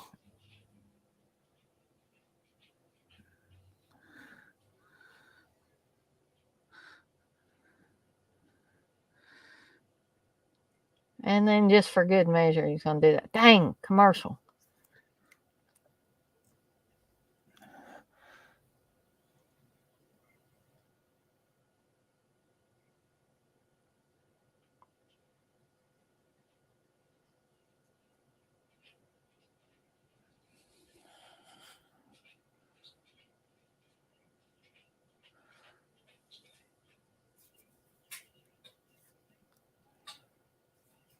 The other problem is the commercials don't come to everybody's Tubi at the same moments. Right. I'm like, I don't want to see Mitch McConnell. Good old horse face. Oh, God.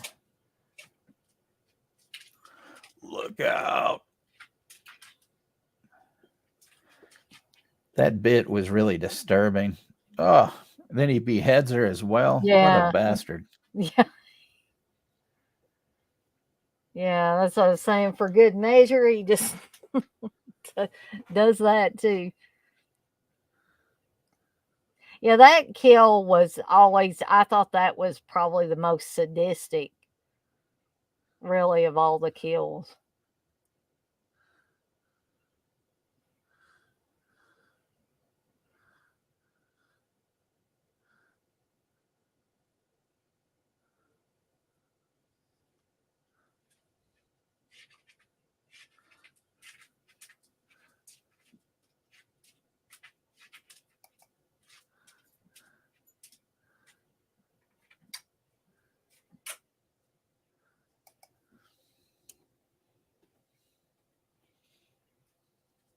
So, what part are you at, Texas? Because I know it probably delayed me a little bit with that I commercial. am where they're hiding from him, and he's looking around for him now. Okay.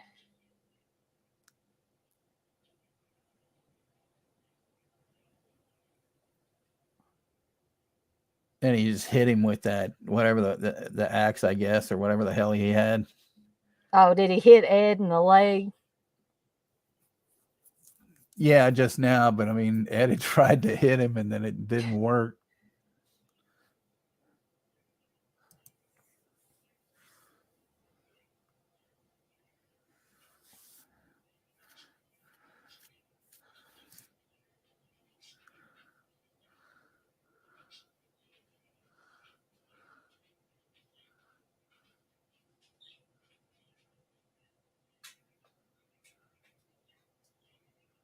Yeah.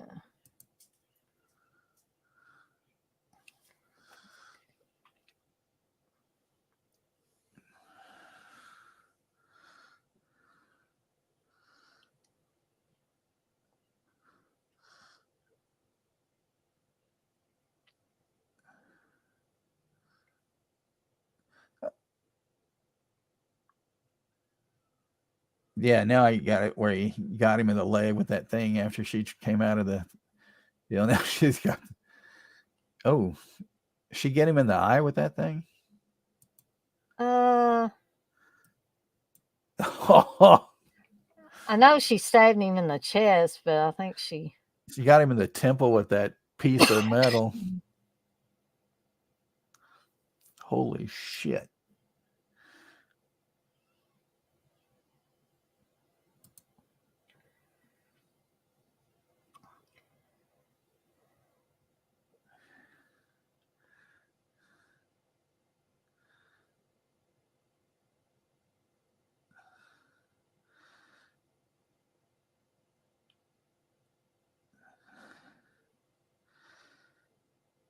Now they're just dancing together with that knife in his chest. Yeah, exactly.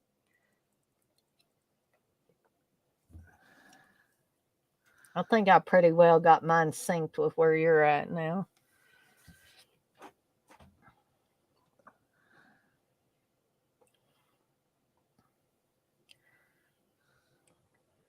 I hate to say it, but Ed turns in. I mean, I know he got stabbed in the leg, but he turns into a whiny bitch around this time. Yeah, but they don't know his past either, Yeah.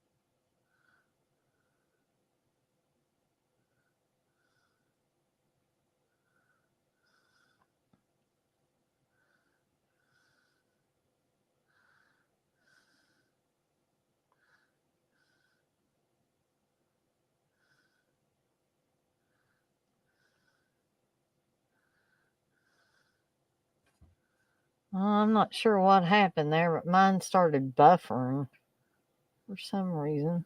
It never They're does just that. hugging in the car and stuff.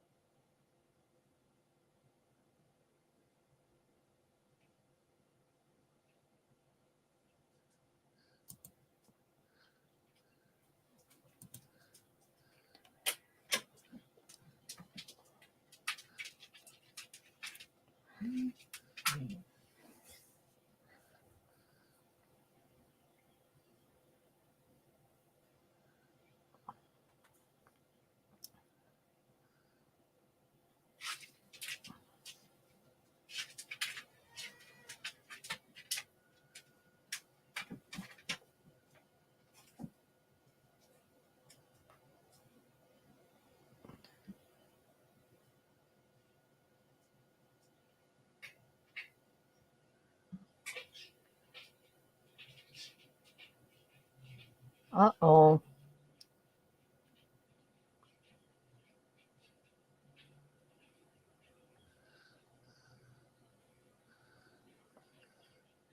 This is not good.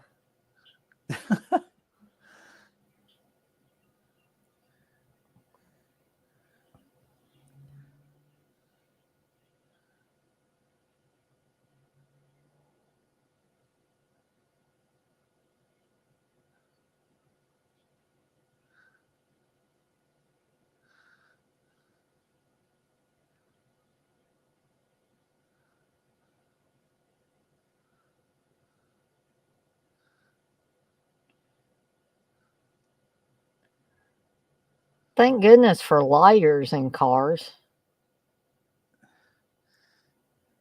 If they work, of course.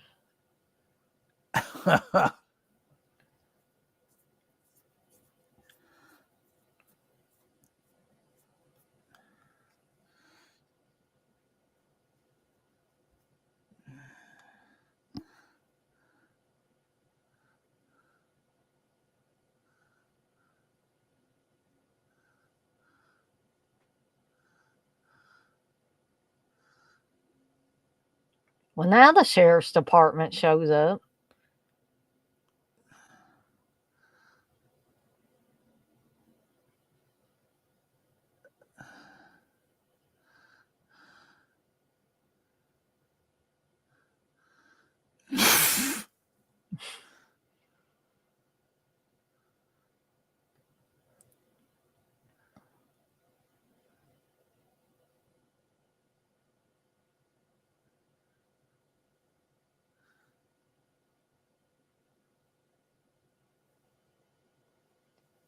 So evidently Ed is just now realizing it's his dad.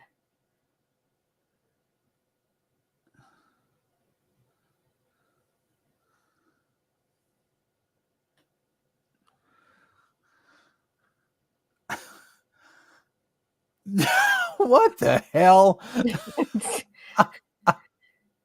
Yeah, this guy here that just got his leg cut off, that guy was a real amputee. He had gotten his leg shot off in Vietnam. So he offered to do this thing for Buddy Cooper.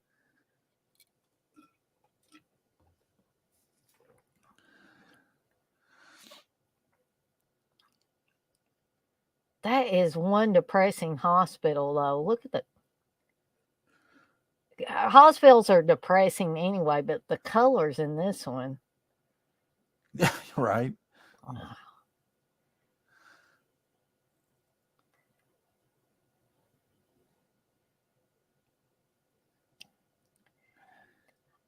Okay, if there's one thing I can't don't really understand about this movie, I mean, Ed and Pam both kind of went through the same trauma in the last few minutes before this. She's acting almost catatonic now. Right. Yeah, and it's like, why aren't they both just like that? She's not talking or anything.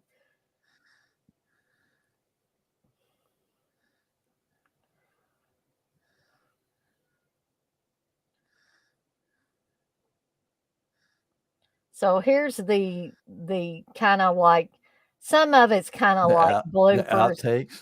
Yeah, outtakes. Yeah, that's probably a better word. Yeah, I'm smiling before I'm gonna get a hole blowed in me.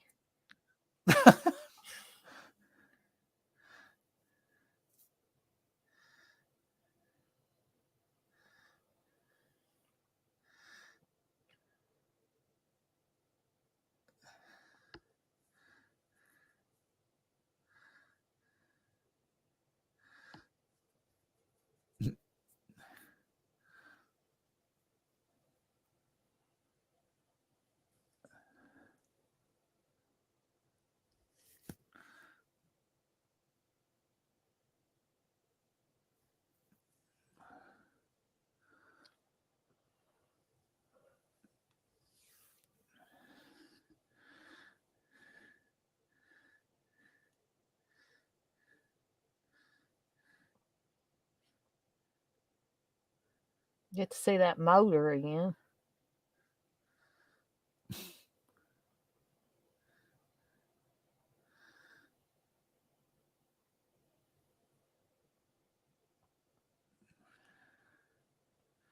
So, and then 19 or 17 seconds, Madman's gonna come on. Yeah, it was going to show pieces for me. Well, I've also got Intruder, Prowler, Pieces, and Blood Rage.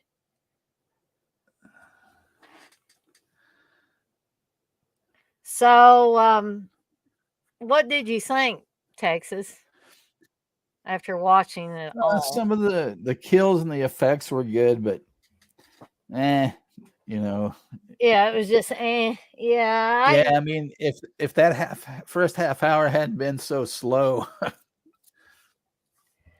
And sometimes I've said this before, like with things like Final Exam. People sometimes complain that Final Exam is slow, but I don't Yeah, like but this. Go ahead. I, I like Final Exam though more than compared to this. Hmm. Well, sometimes I find it refreshing. I don't want it in every horror movie, but sometimes I like to get to know characters if they're interesting. If they're Right. boring, I don't have any interest in, or they're all super obnoxious. Then I just want somebody to come and kill them off and get them away from me really quickly. 71 said, well, that was better than some, but I could have made it better. I'd like to see what you could have made, 71.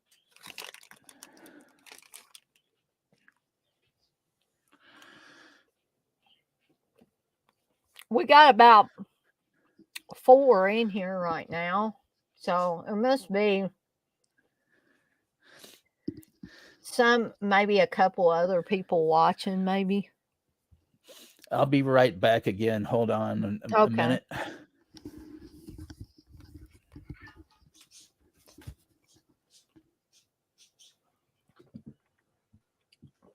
So while Texas stepped away, I want to remind everybody again that tomorrow night I will be doing the classic Jamie Lee Curtis horror retrospective.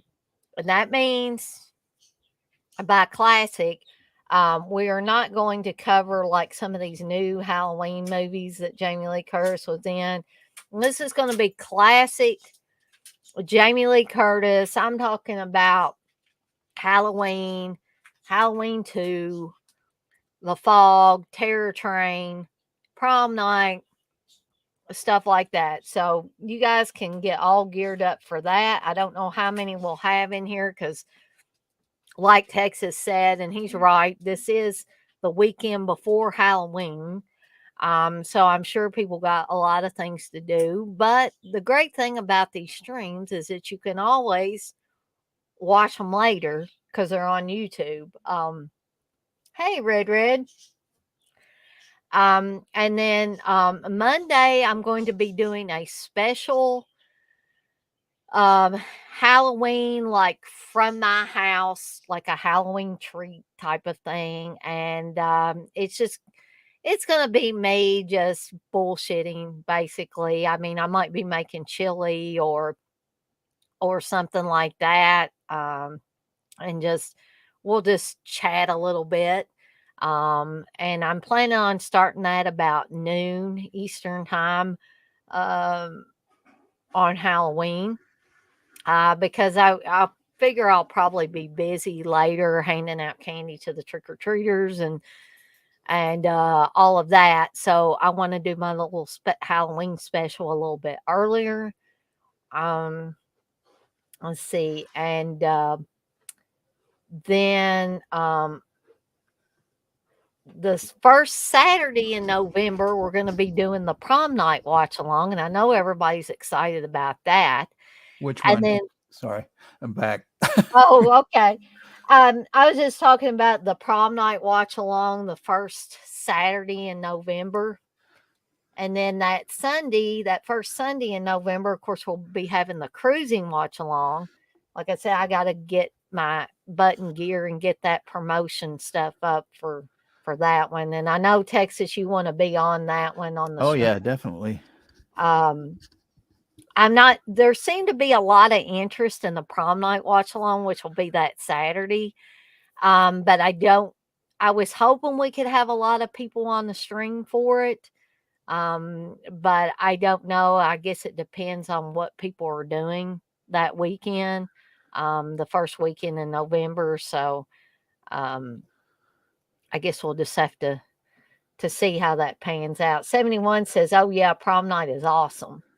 Well, again, I'd love to have some of you gals on there. I like the guys being on there, but don't want to accuse Dana of being sexist or anything. And only having guys on here with me because it just seems like maybe the guys feel more comfortable coming on the streams. And like I say, you don't have to be on video. If you either don't have a camera or just point blank don't feel comfortable to be on the camera, audio only is fine. Again, I'm not going to be like CK. I'm not going to say if you're going to be on the stream, you got to be on video. No, that's not the way I roll. So I'm kind of flexible, which is why I don't understand why more people don't get along with me because I'm so flexible. I'm not a bad person. Not at all. Well, thank you, Texas. You know, one movie we should do is Southern Comfort. Did you ever see that?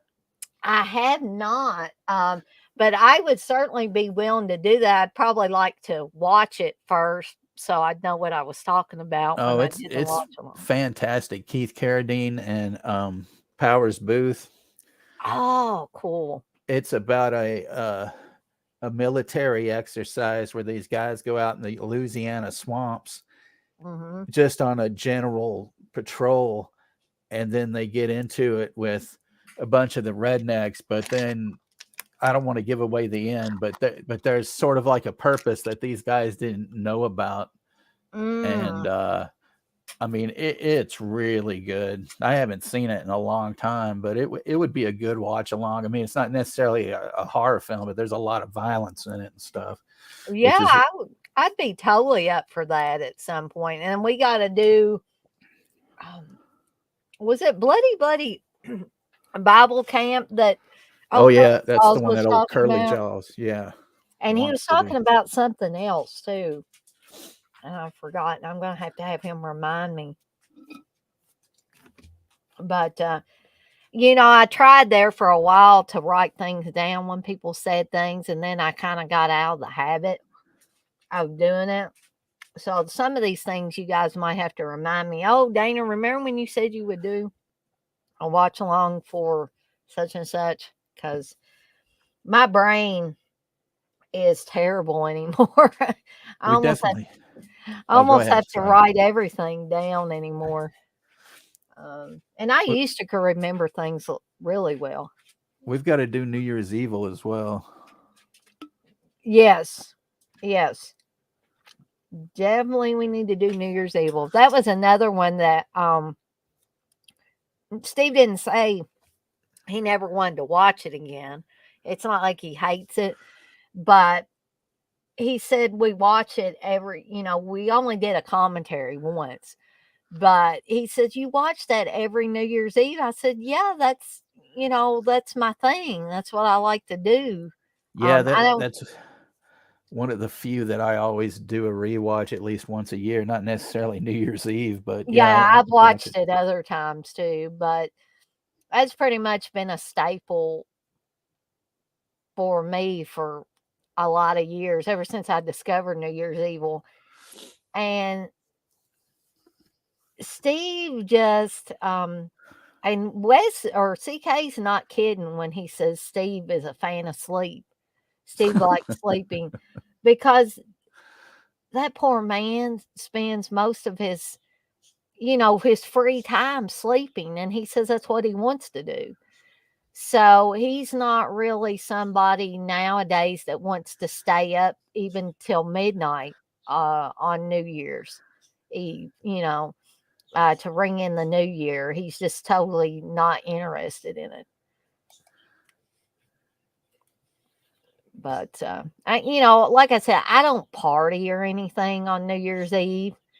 I have my own little party at the house, but I guess I'm gonna have to like celebrate it by myself this year because yeah, I I don't want to bug Steve. If he wants to go to bed, I'm just gonna let him.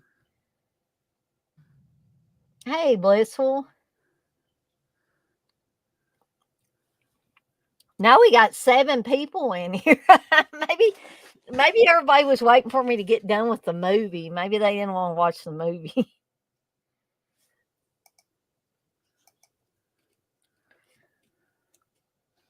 I'm probably um I'm probably going to stay on here till about 9 for a couple more minutes. So if anybody wants to bring up anything, feel free. I started to ask Texas if he was still there because he got quiet, but I Oh, think I'm I here. heard him. I was afraid I maybe lost you or something. No, no, no. I just had to say hello to my favorite girl. Oh yes, you got to talk to her. Yeah.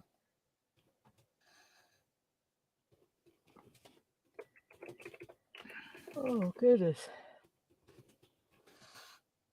I think I stayed up too late last night. Going to the movie and stuff. The movie, well, actually, the movie didn't start till a little bit later, but it was scheduled to start at 7:15. But as we all know, when you go to the movie theater, they never start at the time that it says it's going to start because you have all those commercials and then some trailers, and by then it's a lot later than you imagined it was going to be. Did they actually show trailers before it last night? Oh yeah. Oh, Yeah, I was Christ. kinda most of the time I like to see trailers, but the amount of trailers that they show now, plus those advertisements, I mean, theaters didn't used to have to show all those advertising for, I don't know what in the heck, what all the stuff is that they show anymore, but I'm just totally not interested in that stuff. I mean, I love trailers, but man, sometimes it's like 20 minutes worth is just not like, Yeah, it's like, why don't we just get to the movie? Just call it good and get to the movie. So, I'm I'm sorry, sweetheart. oh yeah, I feel sorry for her too. Insomnia is a bitch. I mean, it's not that is it's not fun. I've went through that. And Dana, did y'all get a copy of X yet? Steve actually got a Blu-ray copy of it in today. Um, Oh, but he hasn't watched it yet.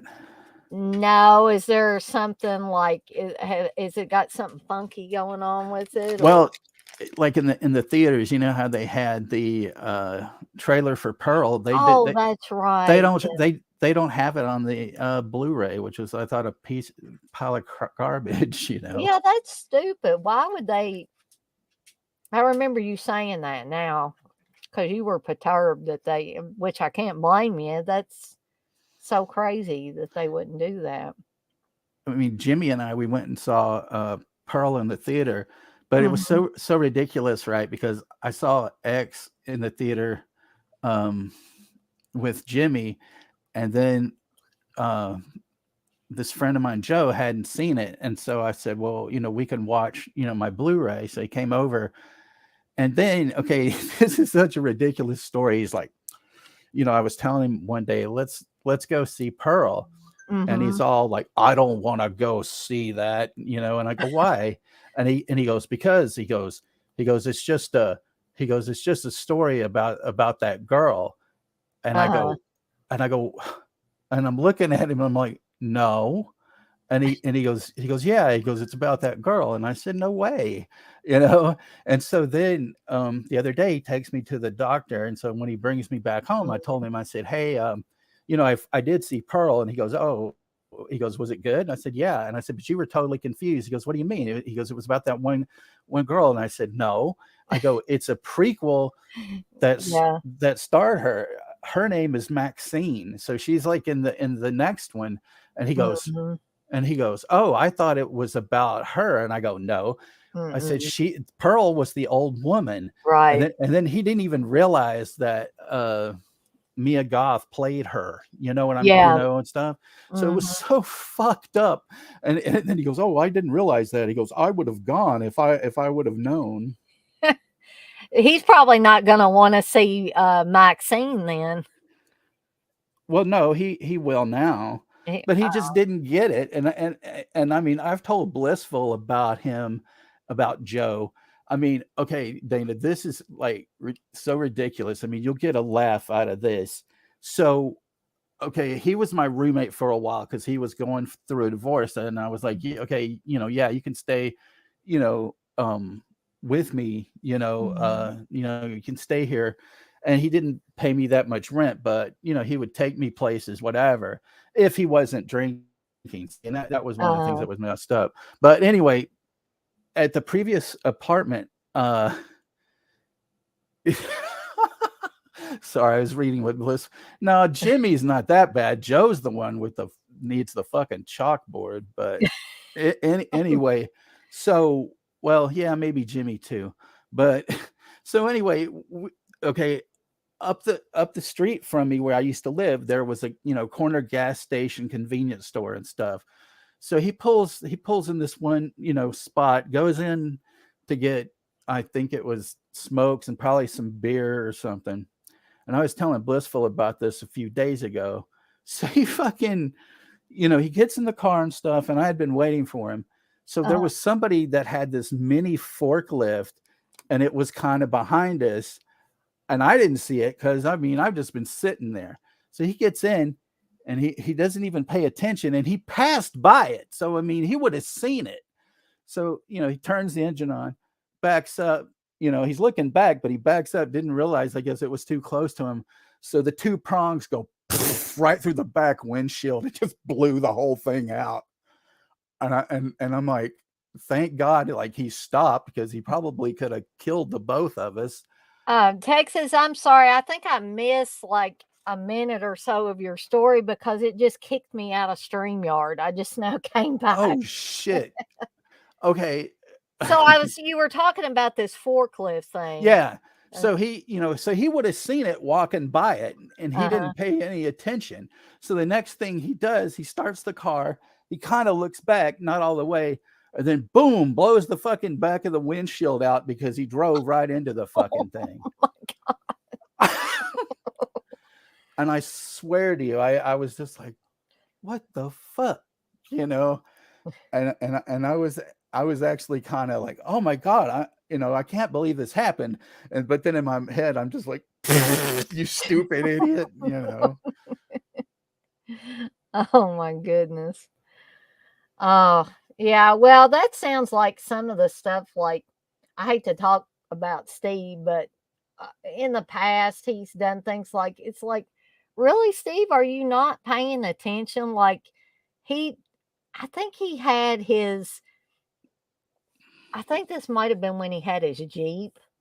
Mm-hmm. And he had it parked. He doesn't usually park in the garage because the garage is so full of stuff, you can't really get a vehicle in there.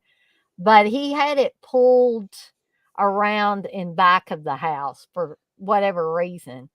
And he Uh-huh. went to back up the Jeep and hit the corner of the house. So now some siding is coming off. Like, it's still coming off the corner of the house and back. And he's hit our trash can and just all different kinds of things over time. But never hit any forklift like thing, thankfully. Oh shit. When I was in high school, I was in a accident with a friend of mine. He was driving me to Astro World, which was used to be our big amusement park here. Mm-hmm. And it had been raining for a while, and I was supposed to meet some friends up there. Well, so anyway, he and I were driving, and he asked me, he said, he goes, is there anybody coming? And I looked, over, and I was like, no, there's nobody there. Well, next thing you know, I mean, just like maybe 2 seconds Mm-hmm. later, there's this huge, like a garbage, type Oh truck. my gosh. And so when he went to get over, and I said, whoa, wait. And then he goes, he pulled back, but the guy that was driving the truck panicked, and he had these automatic air brakes, so they locked up. Oh, So then he skidded into us, into my side. It just crunched the door. The window, passenger window, just exploded. oh wow. So then we pull over, and they pull in behind us, and the guy gets out, and I'm kind of shaken up. And Yeah. my friend's, he's fine, and he's mad as hell, because he was like this Indonesian guy, and he was pissed as shit. And so anyway, the guy is asking me, he goes, are you okay? And I was kind of like in shock a little bit. And I Mm-hmm. look over, and I had this huge chunk of glass like in between my thumb and like my forehand. Oh my gosh. And I was like, holy fuck. And then the guy, I look at the guy, and he goes, what's wrong? And I kind of move my hand up, and he's like, oh shit. And so then, like, he goes, I got a bandage. He goes, but he didn't want to pull it out in case there was so I mean, I had to grab along the edge and Uh-huh. pull it out, and stuff. And then he bandaged me up, but I still, kind of have a scar from it. It's very Mm. small. I was I kind of have like not completely similar, but kind of similar. When I was a lot younger, I was riding around with my aunt who, this is the aunt that I talked about that we watched a lot of horror movies together. Uh-huh. And she decided to drive to Owensboro, um, which was about 30 minutes from our house or something. And I decided to go with her. And so it had been raining that day too. And the traffic was really heavy in Owensboro. Owensboro's not as big as Louisville, but it's still bigger than we're used to driving around in our little hometown. So she got nervous and got turned around, didn't exactly know where she was Hmm. and wasn't paying good enough attention. And she turned right in front of this guy in a truck. And it was like a pickup truck. It wasn't, thank God, it wasn't a semi or something like that.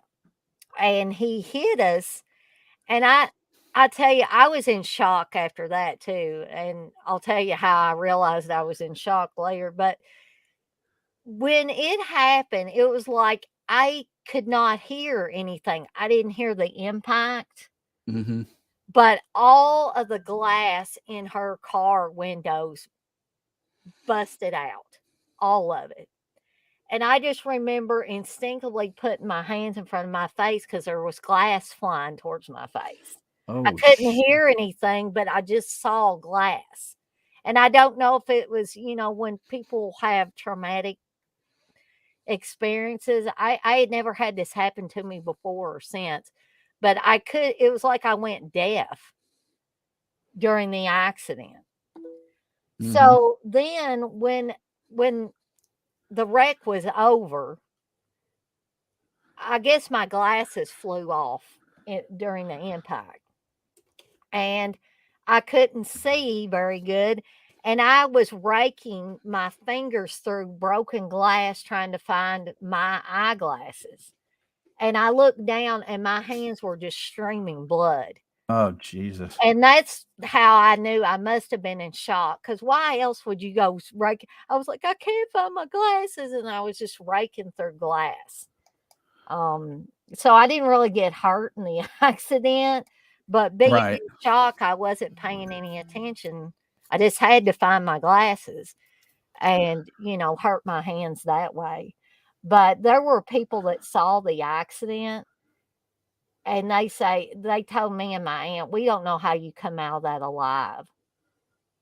They thought that we would be dead.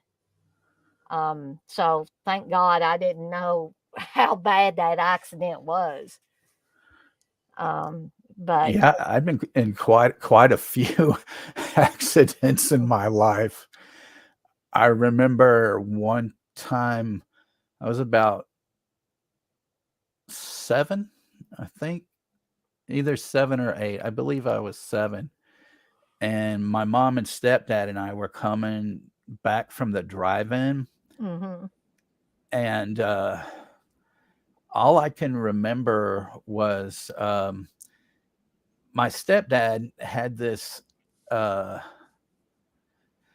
he had a. It was one of those Volkswagen Carmen Gias where it had, a flip top, so you could make, it'd be a convertible at points and stuff. So mhm, like the back seat would come down and it was flat, and I was laying, back there because I could never, stay up, for like mhm, a double feature. I was always passed out. And so next thing I remember, I don't even really remember any impact. All I remember was my mother, like the police were there or whatever, and I'm mhm, in the back, I was still kind of asleep. And I remember my mother, like, she's crying, and this cop was holding her, and she's trying to get to me, and she's like, my baby, and mhm, stuff. And finally, I look, I looked up, and I'm like, what's going on, And I remember telling my mother, I'm like, I'm all right, mhm, and whatnot. And then they get me out of the car, and then I realize the car is like in the ditch, huh, and and then this policeman's like, "Are you okay, son?" And I'm like, "Yeah, I think so." And then we all had to go to like the doctor the next day, and uh, I I don't know really how it happened, because I was asleep, but my lower back got kind of fucked up, and I had to like wear a back brace for a while. Wow. But we had a really we had a really shitty doctor too. I mean, at I've the had some time, shitty doctors in my time too. but I mean, but the thing is, I just, you know, I don't know. He diagnosed me kind of wrong, and I think maybe even all of us.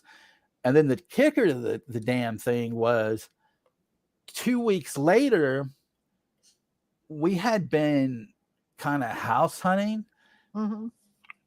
and out of nowhere, I mean, we had this green light, and this drunk woman plows into my mom's car, fucking totals that too, Oh my gosh.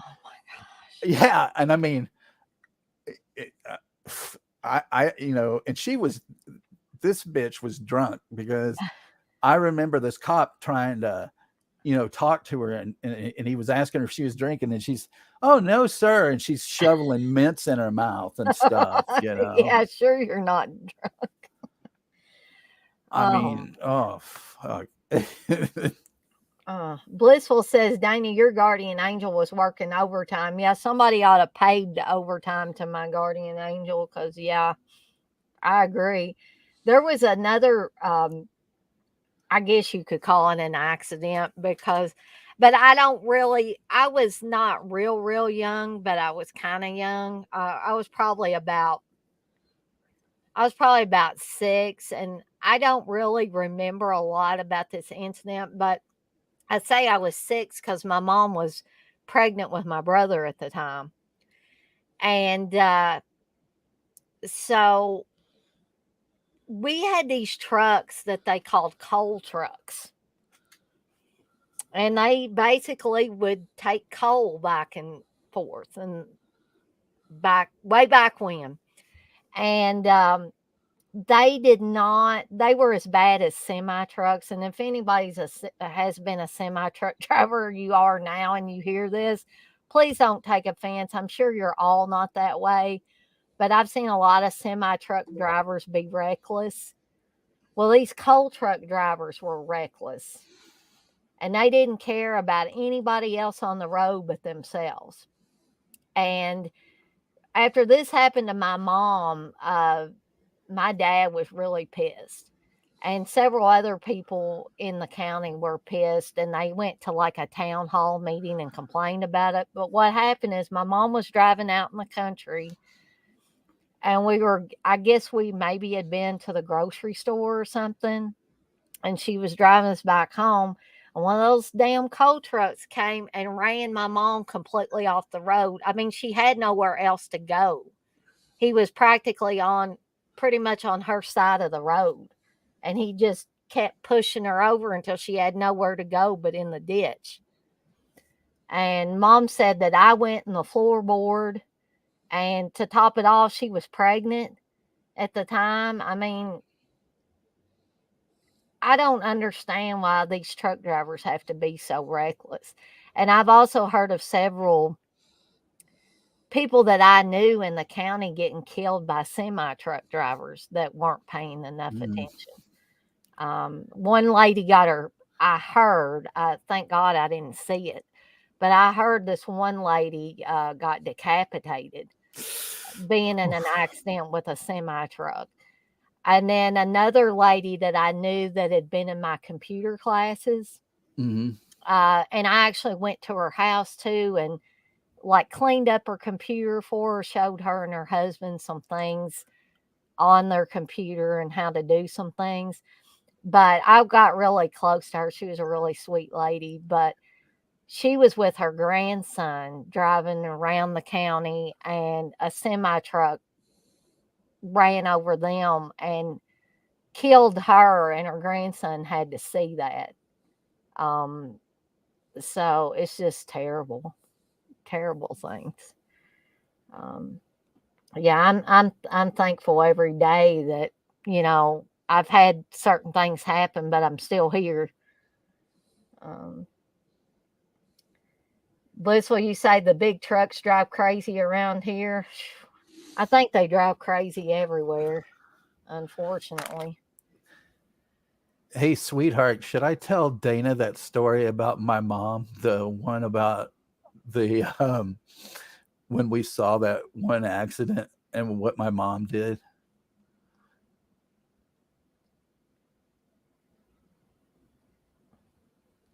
Oh gosh, yeah, passing tractors, yeah. Yeah, that's idiotic. Mhm.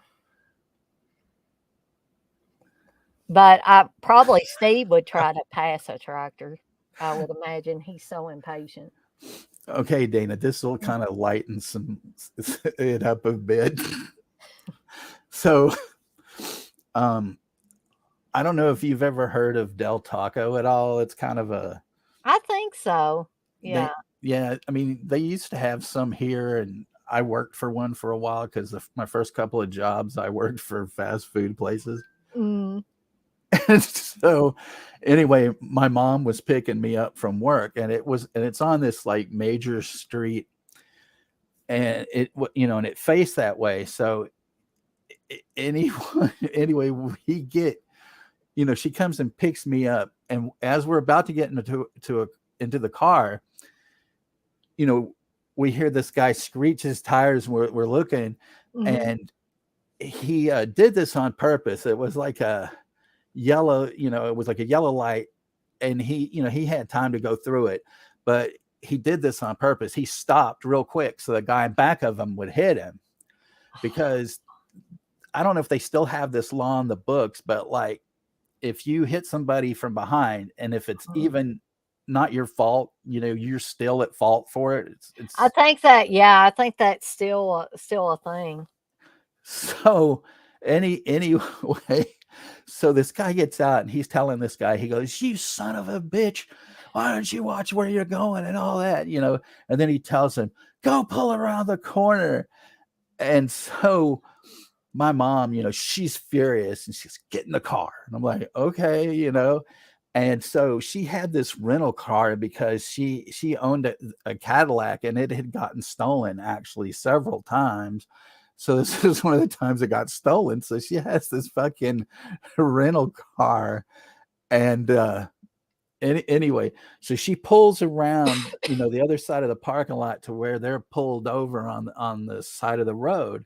So, we're across from them, and this guy's still going off on this guy. And my mom, just out of fucking nowhere, rolls the window down, and she says, "Let's have another one. Let's have another one, you cocksuckers." And I swear to God, I am completely mortified. I'm like, what the fuck? And so I fit myself under the damn dashboard because I'm like, this fucker's gonna kill us or something.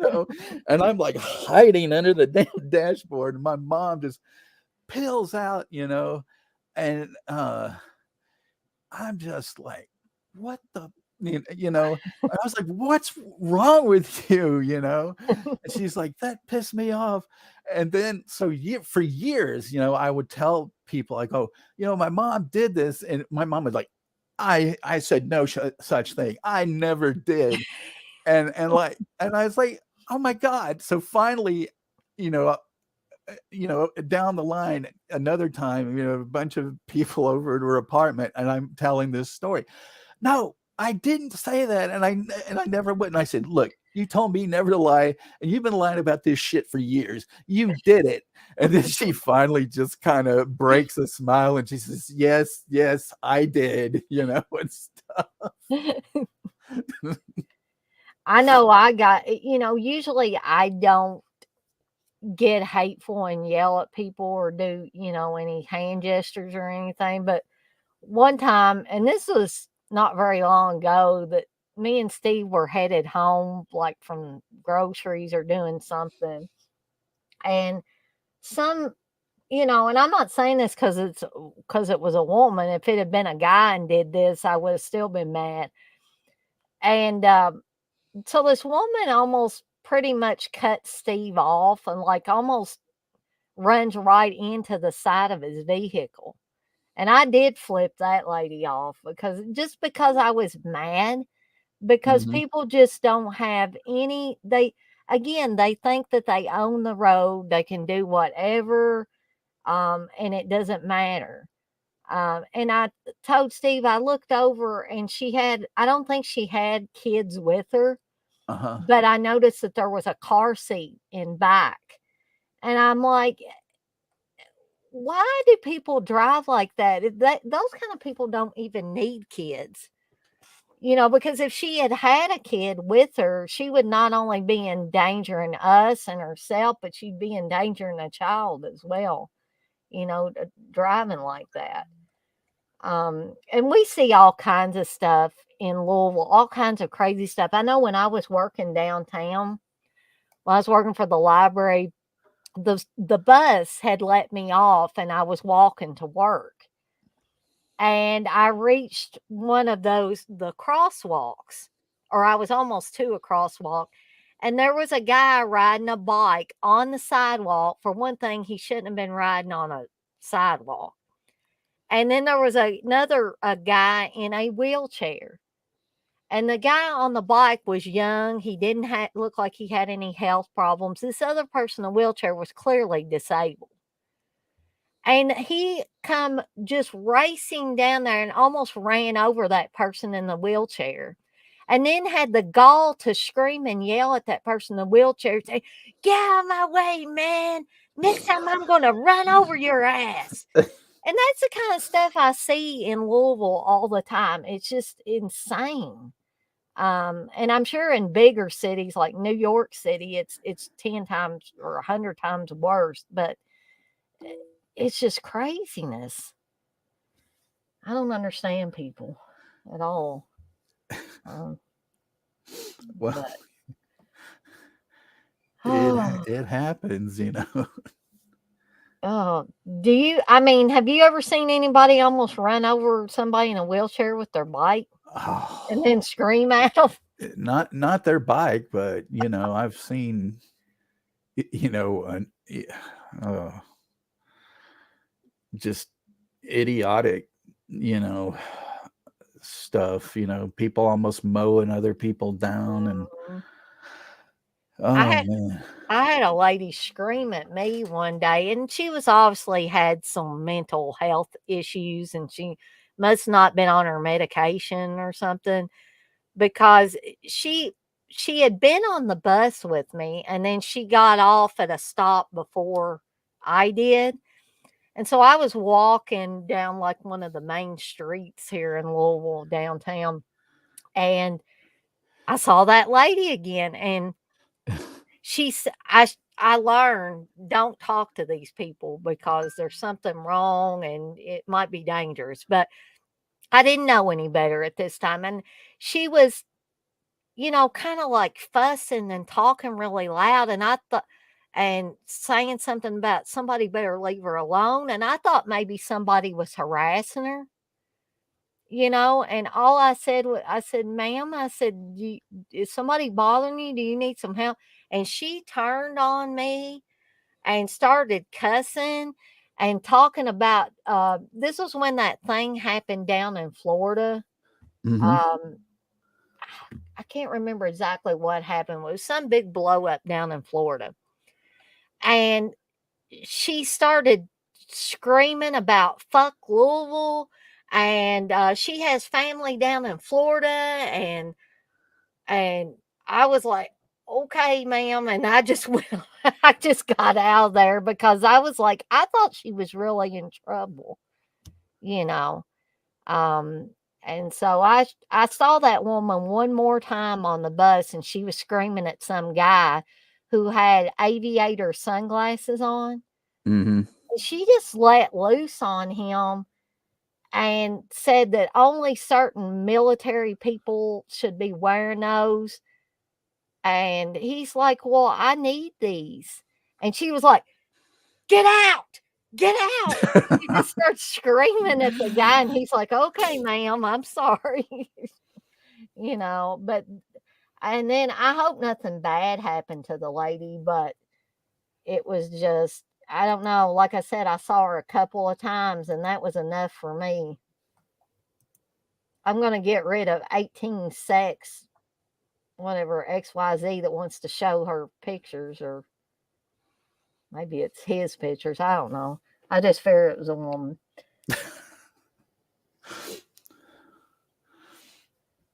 Yeah, Steve's mom was. I seen Blissful said my nephew's wife was in a terrible car accident. She has doctor's appointments every day. Steve's mom years ago was in a pretty bad car accident, and she still has pain from it.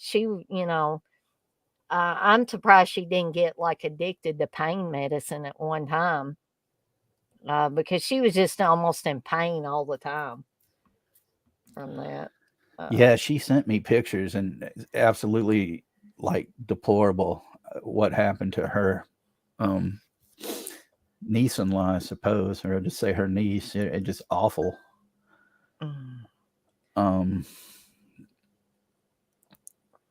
it's just my heart goes out to him and to and Mhm. Blissful. Like it's just so fucked up. Yeah, I don't know, and it seems like, and maybe just because I'm older and I notice more things now, but I just think that our not just our country, but the entire world, it pretty much is just flipped upside down.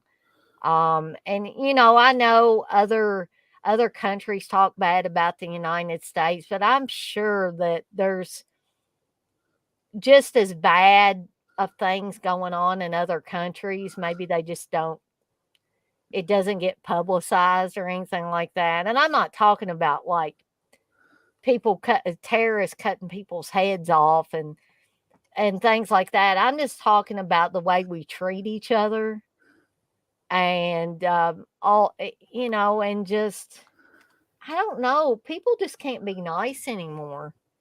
And I don't understand why we can't just be nice. Yeah. That's all I wish. That, why do you have to start something with people all the time? A lot of times it's people that you don't even know. And somebody told me that the internet has made people like that. And I think I would have to agree with a lot of that. The people hide behind a cell phone, or they hide behind the internet, and they get on social media and they get on YouTube and they just mouth off, um, because they know that pretty much there's not going to be any repercussions from that. Well, there are with certain people. It's just like 71 and I were telling you, there's just some places you don't want to go. It's like when you Right. go to the worst part of town. Go to the Uh, bad part of town. Yeah, because I mean, I was telling, in one of the streams, I was saying, years ago, and it's actually where Blissful and I first met was like on MSN chat. mhm. Jimmy and I, we used to mess with people, but you know, it wasn't malicious. Right, exactly. There's a Like difference there. like like we would go in these particular rooms and we know most of the people in there anyway.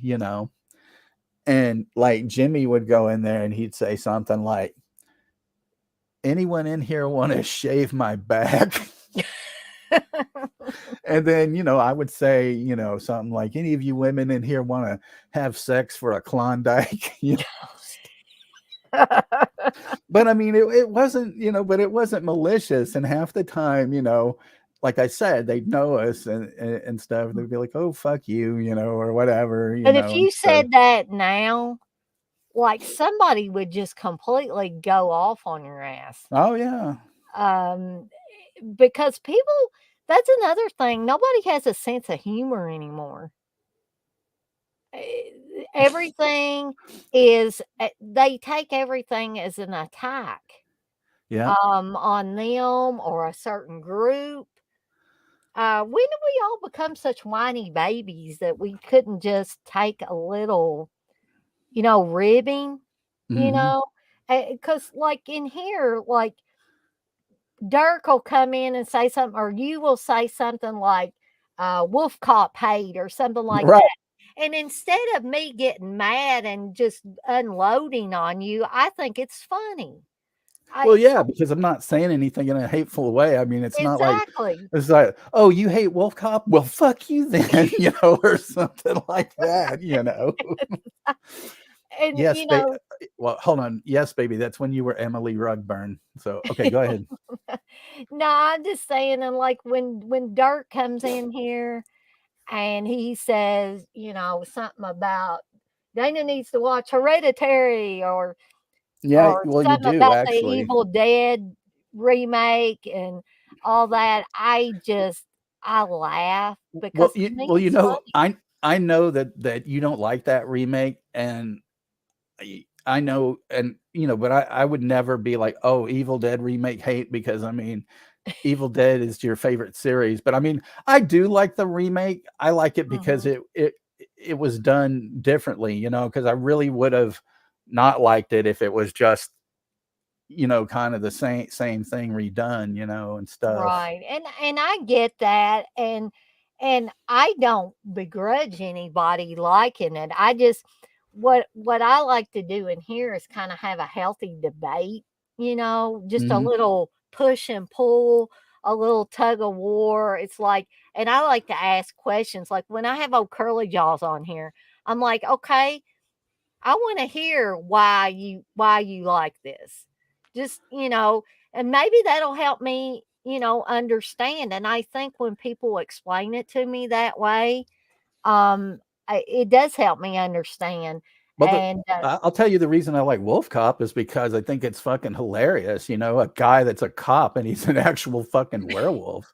I right, mean, I thought that was a unique concept, and and stuff. Like, see, just you saying that, I'm like, okay, that, not that I was like sitting around brooding, "Rrr, I don't know why Texas likes wolf cop," but just you saying that allows me to have a more of an understanding why people like certain things.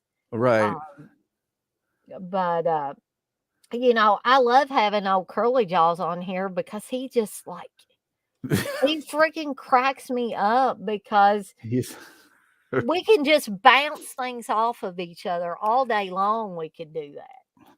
I still don't know if he's just trying to rib or if he's that fucking serious about some of the shit he says, though.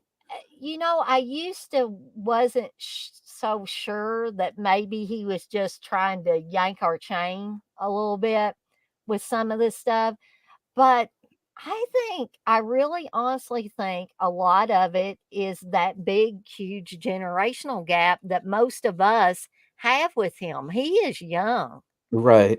He is like he's super young. And I hear the same things coming out of other people in that generational group saying the same things.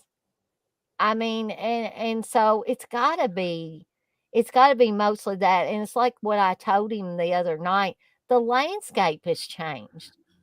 The world has changed, like vastly changed from the 70s and 80s till now. Things have really, really changed. Okay, now I'm going to say this might seem evil, but Mhm. like, I don't know, when I first got online, and that actually was the start of my divorce, Mm. and it wasn't it wasn't me, it was, my wife. Although, I will say that 5 years before I got into something, but it wasn't through the internet, and I didn't bring it to my home. That's where my wife really fucked up. But Ah. I'm not explaining, I'm not going to go through, all that, shit. But so anyway, um but that's kind of how I got, like, she bought this laptop, and we were sharing it and stuff like that. No, you were not, baby. And actually, if I hadn't got divorced, I wouldn't be with you. So, yay for my divorce. But it was like there were just like weird things. But I used to go, the first chats I would go to were like these, like punk rock chats and stuff. Mm. And and then of course she was uh talking to dudes, whatever. But one thing that I did was, in one of the punk rock chats, I was talking to this girl, and she's like, and I said, I was like, where do you live? She's like, Sacramento. And I was like, Mm. really? And I was like, I can hop a train, and go see you, if you want. And she's like, I'll consider it, or whatever. And so, anyway, so I went to Sacramento, met her, and we went Christmas shopping. That's all we did, and it was fucking great though. I Yeah.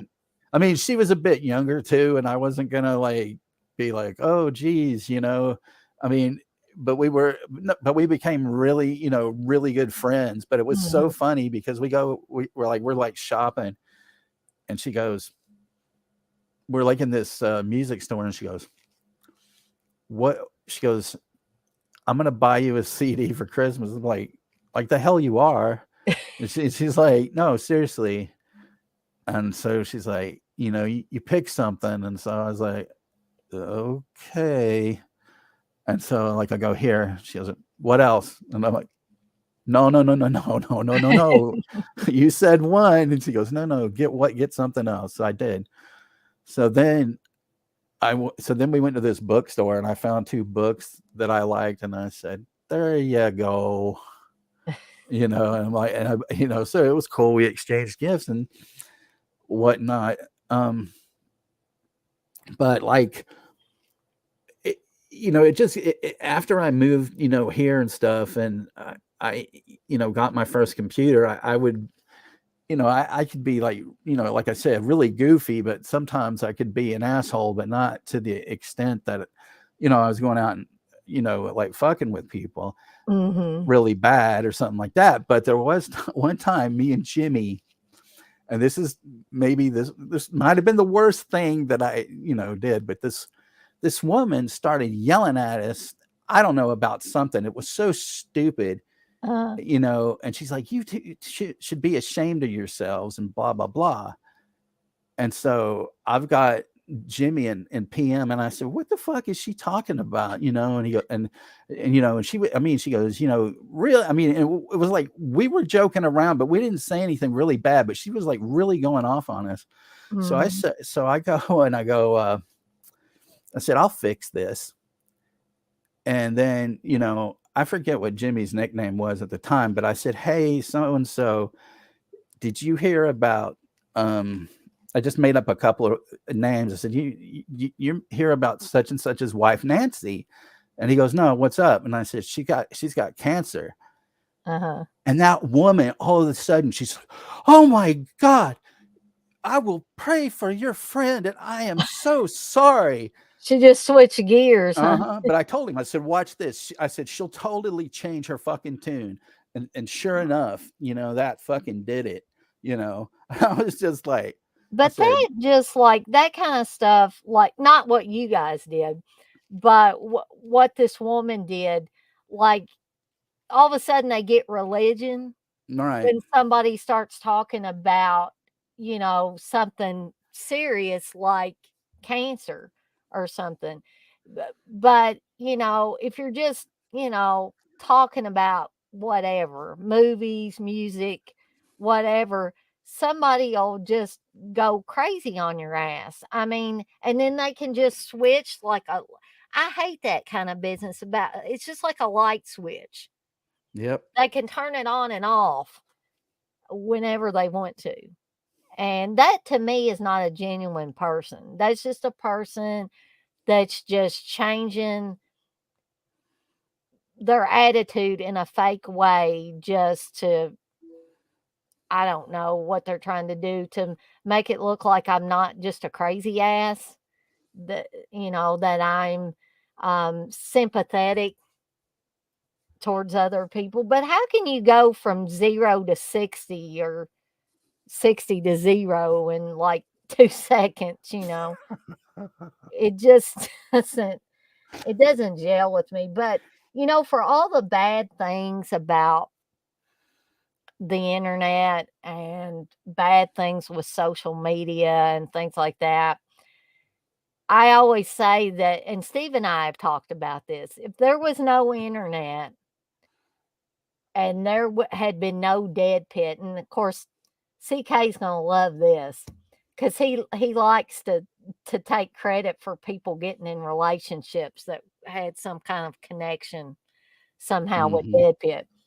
But literally, if there had been no internet and no dead pit, I don't think Steve and I would have ever met our paths wouldn't have ever crossed if those two things hadn't have happened. And I give Steve shit a lot, but I do love the guy, and I am thankful to be married to him. That doesn't mean I don't get mad at him sometimes, and that doesn't mean he doesn't get mad at me. He's mad at me right now. Um, but um, I just think about, like, if these certain things hadn't have fell into place, I mean, I don't know where I would have ended up, you know, but I definitely wouldn't have ended up with Steve because there just would have been no way. But because of the internet and because of Dead Pit, I started coming to horror conventions in Louisville, and I started hanging out with all these guys. And Steve would talk to me on the internet even before then, but I didn't actually meet him in person until I started coming to the conventions. Hmm. Um, and I mean, it wasn't like love at first sight for me when I met Steve, because I mean, I'll be honest about this, and I think I've said this before. Um, like, no, me and Aaron or Uncle Bill never had any kind of relationship other than a friend relationship. But in the beginning, I had a huge crush on Uncle Bill, a huge, huge crush on him. Who doesn't have a crush on Uncle Bill, though? I mean, It's like, Wes, or CK, I always considered my friend, my buddy. But for some reason, I had the hugest crush on Uncle Bill, and I didn't even think about ever having a relationship with Steve. It just did not cross my mind at all. And I just thought, hey, me and Steve are going to be buddies. We like some of the same movies, and then, somewhere along the line, things changed. Steve must have got other ideas. Because he's the one that started, like, he didn't ask me on a date, hmm. but I knew that that's what it was. He asked me the Steve way. He asked me on a date the Steve way, and this is what he said. We were chatting online, and he said, "Hey," he said, and I had been to his house, and I had stayed overnight before, and we went to a convention together, but there was no hanky panky going on at that time. We were in separate bedrooms and everything in his house. So y'all can take it for what it is, but that's the truth. But then sometime later, I was chatting with Steve online, and he said, "So would you like to come to my house sometime?" And like, it ended up being February. And he's like, "We can hang out and watch movies." And that's how he said it. And so I was like, sure. I mean, I can do that. But as time went on and it got shorter and shorter time between when I was supposed to go visit him, he told me, he said, "Oh, I made reservations at this hibachi restaurant." And like, I'm like, he's making reservations to go to a restaurant and stuff. That sounds like stuff you do on a date. But I never heard him mention the word date. But yeah, it's strange how things happen. Did I make Texas go to sleep? No, no, no, no, not at all. He probably took a nap while I was telling that No, not little at all. story. Not at all. But yeah, I mean, the internet has good points and it has bad points. It just seems like the internet and social media and YouTube and everything has gotten polluted. I guess is probably the best way I could describe it in the Y- last several years of just people utilizing it as a way to it's like why do you want to there's always drama on YouTube, always drama. Yeah. And I didn't even know this YouTube drama existed until Steve started showing me this stuff. I'm like, where in the hell do you find this stuff? And he's like, well, it just, it pops up in my feed of people and it's worse now. I don't know, Texas, if you've heard of this guy, Ethan Ralph, who he used to do this podcast, and I guess he still does a podcast or a streaming thing on YouTube or whatever. He might have got kicked off YouTube. Maybe he's on Twitch or something. I I don't don't. know. I've never heard of the guy. But I had never heard of him until Steve started showing me. And Steve liked his stuff for a while, and then Ethan Round must have woke up stupid one day or something. And he just started attacking people and getting over and over again with underage girls and basically getting them drunk and taking advantage of them, and he's gotten one or two of them pregnant, Oh, Jesus. and he's not even with the one girl. He was messing around on her, and he was on YouTube or Twitch or whatever filming all this stuff. He actually had groupies. It's like, who in the hell wants to be a groupie for Ethan Ralph? But this girl they call Pantsu, that was her, I guess her handle, her screen name. She was the one that he was messing around with and was filming all this stuff. And it was obvious that they were messing around. Now he's got her well, she gave birth recently. Now he's with her. And it just everywhere he goes, there's just drama, drama, drama. And then other guys start drama with him, and it's just back and forth. Just verbal assaults back and forth with each other and making fun of each other. And there's tons of that shit Yeah. online now. And it's like, really? And thousands upon thousands of people watch this stuff because you can see the views or how many subscribers, and people give them money. They give them people give Dead Pit super chat money, but Dead Pit's entertaining. Right. These guys are not entertaining, and people are giving them $100 just to say shit, to say stupid shit. I gotta make a pit stop again. I'll be right back. Okay. Okay.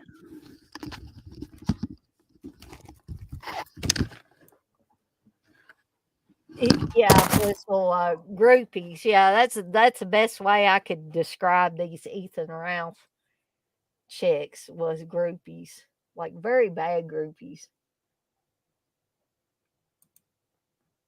71, you say, I had some great friends for years, mostly guys from all over, but they died, screwed me over, or we lost touch over the years, so it's not worth my time to get to know new people. Well, 71, I'm glad I got to know you, and I'm glad I got to know Blissful and Texas and all the other people that come into my streams on a regular basis. I mean, some of them I kind of knew from conventions and through Dead Pit and things like that, but now I know people I know people more because I interact with them more. So, um, I just, like I said, I really am glad I got to. I'm glad that Texas brought you guys over to the dark side, I'm back. so to speak. Sorry. That's okay. I have to take this diuretic every day, and so today Oh wow, yes, I guess it wants to work overtime on me. So I'm just like, holy I shit, get I have it. to go. Um, Blissful, you say you have mostly have male friends. Me too, Blissful, because and here's why I've always been like that. When I was a little girl, I would much rather play with the boys than I would the girls. The boys just always seemed more interesting. They were always doing more interesting stuff. Um, and I still seem to get along better with guys than I do girls. Um, but you guys seem cool when you come in here. So maybe it's because you hang around with Texas or something. It's like the y'all interact with coolness or something, and that's why.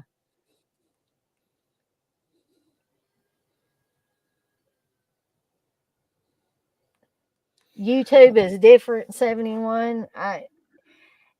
YouTube has like had many faces over the years. I think.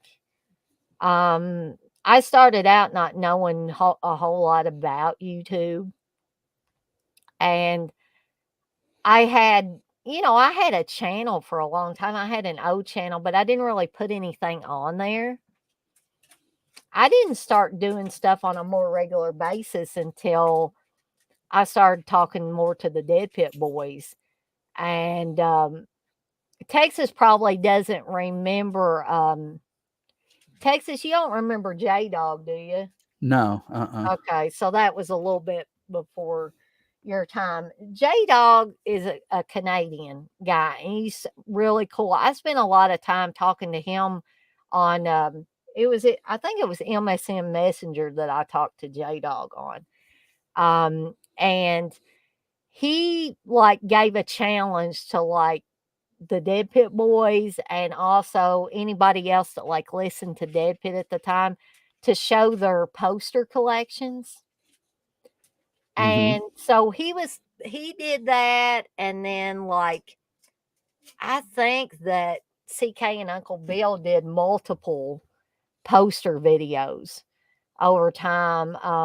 I did some. I think maybe Steve did one. There were several people that did that, and so it that encouraged me. There was a long time, and I've talked about this before, where I did not want to show myself on camera. Now I'm like, it's not like I think I'm pretty or beautiful or anything.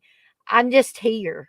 I'm just uh, a face on the screen talking to you. I mean, and I just figured that if my face is shown on here, maybe it makes these videos more personable. And if I'm heading up these videos or these streams, I just feel like I should be on camera at least.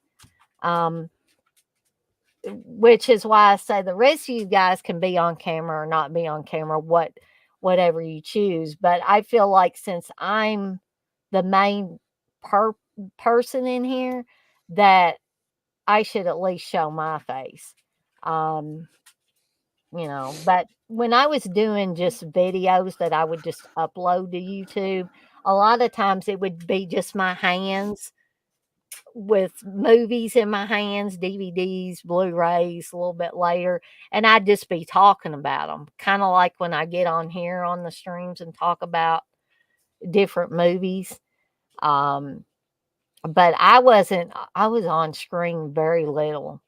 And I don't even know how to get into my old channel anymore. I have forgotten my password. So unless, like I think Steve still brings up my old channel. I think he can do it. But he's not trying to log into it. It's just because he's subscribed to my old channel. I had things like when Steve and I got engaged, I showed my engagement ring. I would show things like my new tablet, the first Samsung tablet I got, and just probably things that are kind of boring compared to the stuff people do now.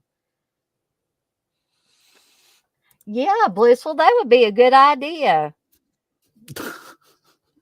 Texas Uh, should start a music channel. I think that would be good. well, that's because I used to DJ for a independent station for a couple of years, and I did it all. It was all the DJs did stuff. It was volunteer, and I mean, it was good for a while, but I got really burnt out. And the woman that owned it, like,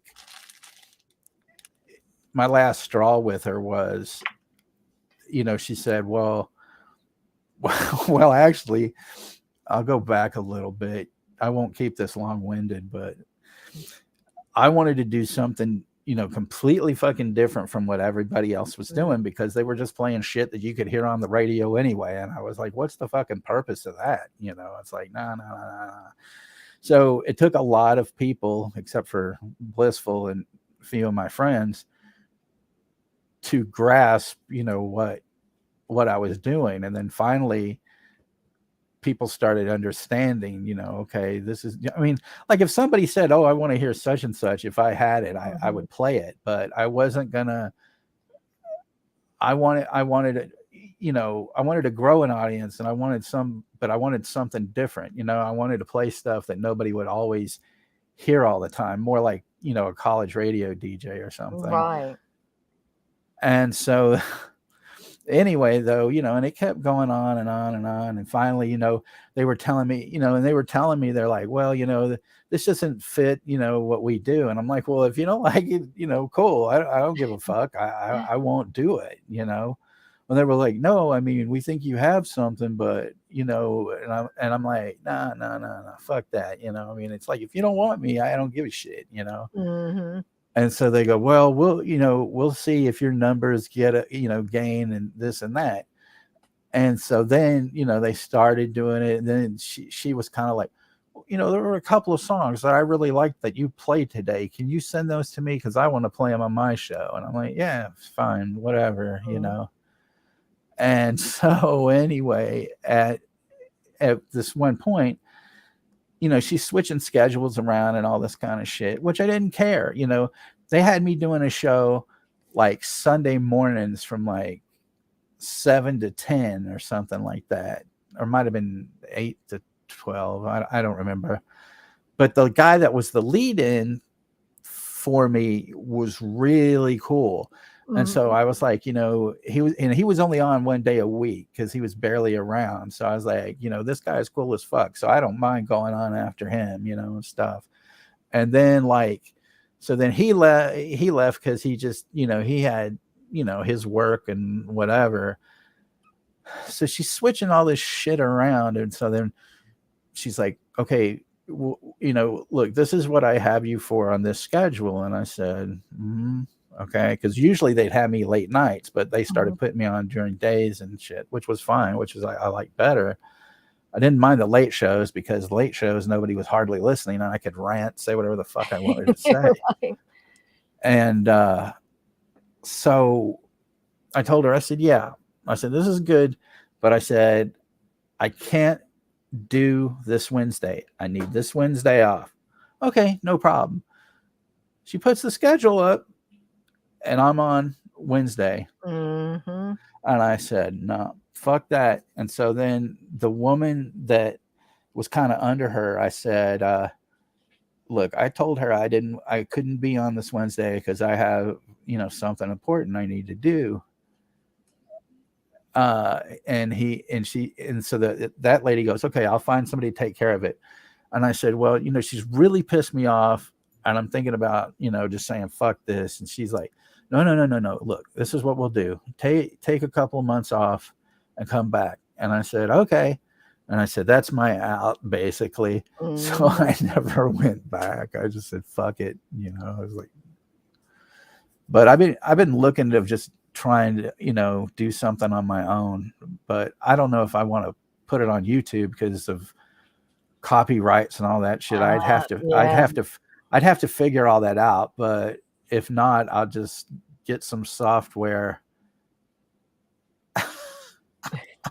and and just do it that way. And then like say, I could do some, something and just, I send something on your Facebook page and go, look, I'm going to do a show, tonight, blah, blah, blah. I mean, that is if you're not doing a show, and everybody could just tune in that way or something, Oh, yeah. I mean, and I can't remember exactly who I was saying it to a few weeks ago, but it was after you had been on one of these, probably one of these watch-alongs Mm-hmm. with me, and it might have been Steve. I said, Texas has a radio voice.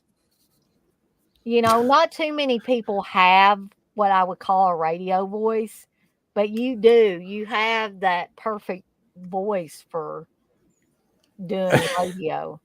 Um, and the only other person I've heard that, like, I guess in the dead pit circles, that I've heard that I think has that radio type of voice is, and I don't know if you know who this is, Texas, but Ed Demko. No, don't know Um, him. yeah, that was probably a little bit before the time you started listening to Dead Pit as well, because Ed used to call in to the show when they would, put up the phone number and you would call in.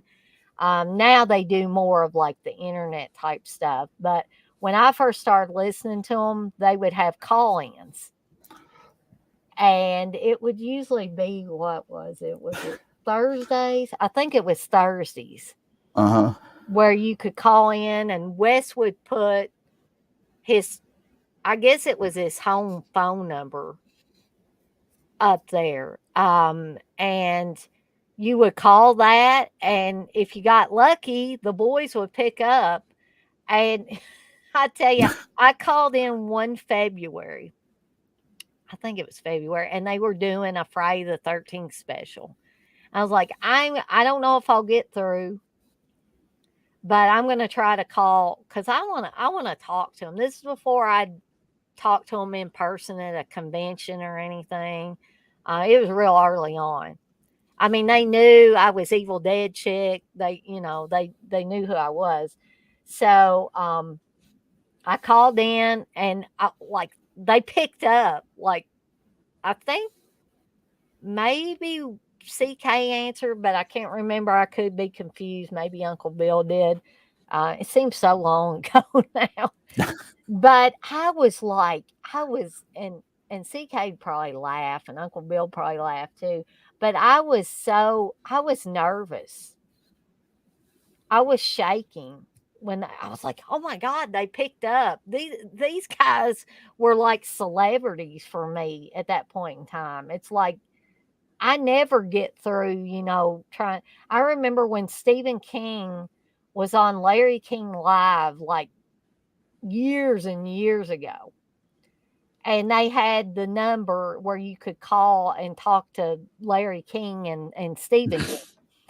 And I remember trying that. Of course, I didn't get through. So I never get on anything. So I was just completely shocked when I was able to get through. I think they talked to Steve that night, and talked to several other like regulars that would call in. I think that was the only time I ever got through, though. Like later on, I tried, and CK told me, "Yeah, we saw your phone number come across there, but they were on the phone with somebody else." And he said by the time they got done, I'd already hung up. So, yeah, I got plenty of stories I could tell about Dead Pit. Not bad things. I mean, No, of it's course not. just little fun little bits here and there. I almost wish they would bring back the call-ins for, a night or something. They did that at one time. I don't know if you were listening then, Texas. You ever remember them doing call-ins? No. Okay. See, I kind of remember like when they started it, because I remember seeing, stuff about it, but I Mhm. just never, you know, I don't know why I mean, I was working a lot at the time back then when they started it, Right. and so I never just I should have explored it more, but I didn't, uh, and stuff. It's like the more, they got really popular, in my opinion. Maybe CK and Uncle Bill would disagree with me, but they got really popular really fast. Well, And I was just gonna say that documentary that those people Mhm. did on them. That's so fucking good, and I Yes, love that a lot. I do too. The end of the pit thing, I Yeah. actually got to see, like, I guess this was um like the rough cut, I guess, of it. I was at Fright Night the year that that Kelly Marcotte and his team, the people that filmed it, Uh-huh. actually brought it to Fright Night, and I was there for that was the first Fright Night I went to in Louisville in '09, and I got to meet them. I got to meet Steve in person. Um, and we went and saw Madman at the Georgetown Drive-In because CK had a 35 millimeter print that he got in. I mean, that was just a fun time. I wish we could, conventions are not like that anymore. Everything has become so commercialized now, and it's all about money, money, money. And now, or back then, it was more about like hanging out. I don't think I got any autographs except from CK and Uncle Bill. Um, at that time, I didn't get any celebrity autographs, but the fun time I had going to the drive-in, seeing Madman, and having like Steve and CK and Uncle Bill, and I don't know if you've ever heard them talk about Critter Fan. His No. real name is Chris, but he loved the reason why, of course, they called him Critter Fans because he loved the Critters movies. But anyway, Steve was driving. He had the Jeep back then, and all them boys piled in Steve's Jeep and went to the drive-in. And I had come to Louisville with a girl that also listened to Dead Pit, or woman, I should say, who lived in Davis County, who lived in Owensboro. Let me guess. Let me guess. Mm. Kimmy Licious. No, not Kim No? Malicious, Okay. but her name is Kim. It's Oh, Kim okay. Malay. Kim Malay. I don't know if you've ever heard No. anybody talk about. I think I've heard you mention her, I think. Yeah, she was the furthest thing from Kim Malicious. You could, I mean, she was just like a regular woman. Kim Malicious. I don't know. I mean, I don't even know where that chick went. Um, and I don't know how much you've heard about Kim Malicious, but Not a lot. she was a thing for a while. Mhm. She was this girl that just basically showed up in the Dead Pit Circle, started showing up on the message board at the time when they had the message board, and it was really popular. People would get on there every day and be talking about something. But she started showing up on the message board and having pictures of herself, and it was like, and it wasn't like pictures of herself with a Dead Pit shirt or pictures of herself with like horror shirts or horror memorabilia. I don't even think this chick knew much about horror movies. She just kind of infiltrated the Dead Pit circles. I mean, in my opinion, this is just Mhm. my opinion. But and then as time moved on, it was like, what are you? What are you? An attention whore? What is the deal here? She was an attractive girl. I'm not gonna lie. I can see why guys liked her. But then she went from just posting cute little pictures of herself in pretty outfits to a picture of her standing in front of a pool completely naked. I'm not kidding. And yes, it was from the back, but I think you could see a little side boob. So she didn't have a stitch on. And she claimed she was showing off her tattoo on her back. I can show the tattoo on my back without taking all my clothes off. If somebody wants to see my tattoo, all I got to do is pull down my shirt a little bit and I can show you. You know, so she definitely, if her sole purpose was to show her tattoo, she could have done it without doing that. She wanted to show off her body. So that what that did was she got started getting some unwanted attention from guys that were kind of being kind of stalkerish. They wasn't just saying, "Hey, you're pretty." They were just private messaging her and stuff. And I wanted to say, "Hey, girlie, that's what you get. You don't do stuff like that on the internet. You don't broadcast your body on the internet unless you want to get this kind of attention." Mm-hmm. So what happened was I think she may have went to CK, and I don't know this for sure, and cried around, "Oh, this guy's like won't leave me alone. These couple of guys won't leave me alone, yada yada yada." And then she just disappeared.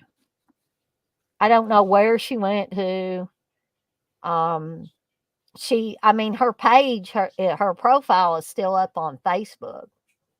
If you look up Kimberly Nicole, Nah, you, I don't need to, but you know. you could find her, but she's been MIA for a long, long time. People still go on her page and wish happy birthday, Kimmy, or happy birthday, Kim Malicious. I think CK was pretty much the one that started calling her Kim Malicious. Mm.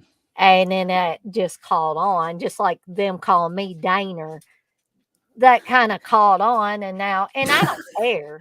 I'd rather be called Daner than Danalicious or something like that. I don't need that kind of attention. One But oh, go ahead. no, go ahead. No, finish what you were gonna say. Oh, uh, I don't know about that girl. I was just gonna say that CK had her on back when they used to do the Saturday Nightmares, Uh-huh. and he had her on one weekend when Uncle Bill couldn't be on there with him. Because this is when Uncle Bill was going to college still, Mm-hmm. and he couldn't always be on there because he had certain things he had to do that were obviously more important. But anyway, he had Kim Malicious on there, and that was the biggest, in my opinion. Now, CK might say it was fine, but it was obvious she didn't know anything about horror movies, and she had a low cut top on. She was right smack dab up in her webcam, and all you could see was like her face and the top half of her boobies, and guys were like salivating. If they were digitally salivating. And I'm like, "Can you get this chick off there?" That's what I wanted to say. "Can you please get her off here?" Like, I don't come into these things to watch guys salivate over some chick on the screen that doesn't even know anything about horror movies. I'm coming in here to talk about horror movies and have a good time, not to watch her giggle and like that all the time. And I told CK about this, and he's like, "Oh, Dana, it's not a big deal, you know."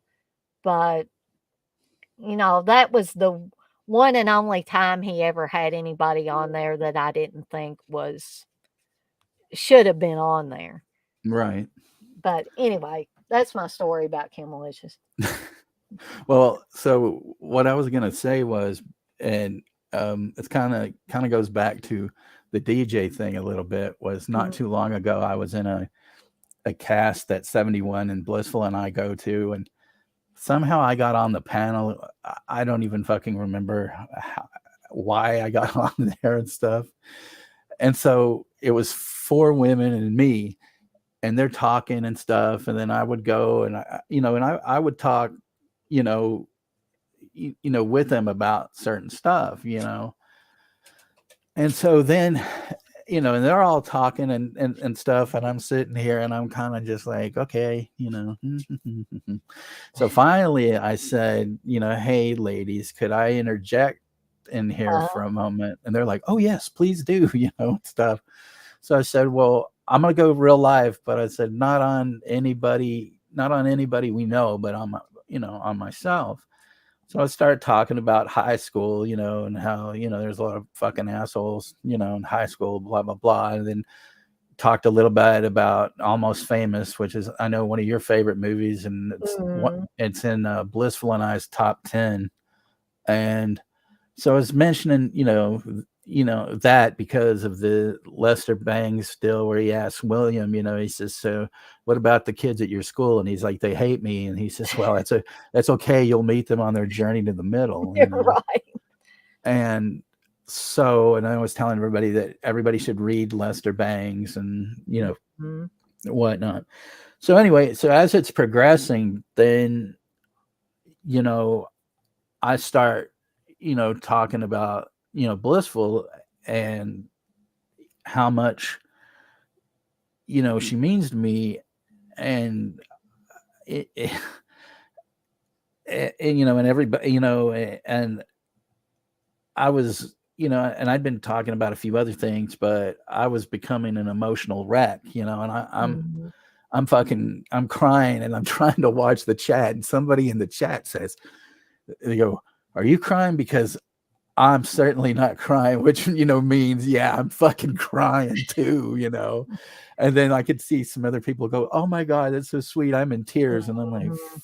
fuck, why am I, I was like, because I don't want anybody crying because I'm fucking crying and shit. But anyway, so then at one point, I don't remember who it was, but one of them says, Texas, you really have a sexy voice. And I'm like, and then they're like, oh yeah, he does, and I'm like, uh, um, thank you. Yeah, you don't really know what to say to that, do you? Yeah, because I mean, that's like, my girlfriend is in this fucking room, why the fuck are you saying that, kind of thing, I'm just like, oh my God, I'm just like, oh fuck, and I mean, I'm turning beet red, nobody can see it, and I'm just like, oh fuck, what the hell, you know, and she knew, I mean, she's all like, she goes, I can tell you were just, that's really fucking awkward, kind of thing and shit, and I'm just like, yeah, it is, because it's not, it's just like, you're my girlfriend. You don't need to hear that from No. some other women, and stuff. You know, I think you have a friendly voice. To me, you have a soothing voice. Um, well, yeah. I mean, I've put people to sleep talking to them on the well, not phone. put me asleep, but you put me at ease. Well, yeah, I no, I get that, because it's the same thing with Blissful. Because sometimes she's like, I really need to hear your voice, and Mhm, stuff, and she's like, you've calmed me down, and you're right. and I mean, I I mean, it's like, I don't know. It's like, I can see that sometimes, and other times I don't. It's really weird. I'm like, but that still, I was just like, what the fuck is, I'm like, I mean, a compliment's a compliment, but I'm not exactly good at compliments because, Yeah, but some people don't have a filter, and to me, that's not. You got to be discriminate about what kind of things you say, especially in a live forum. but like, I mean, it's the same, like, I mean, because I've told it to you, I've told it to her, and of course she's like, shut the fuck up.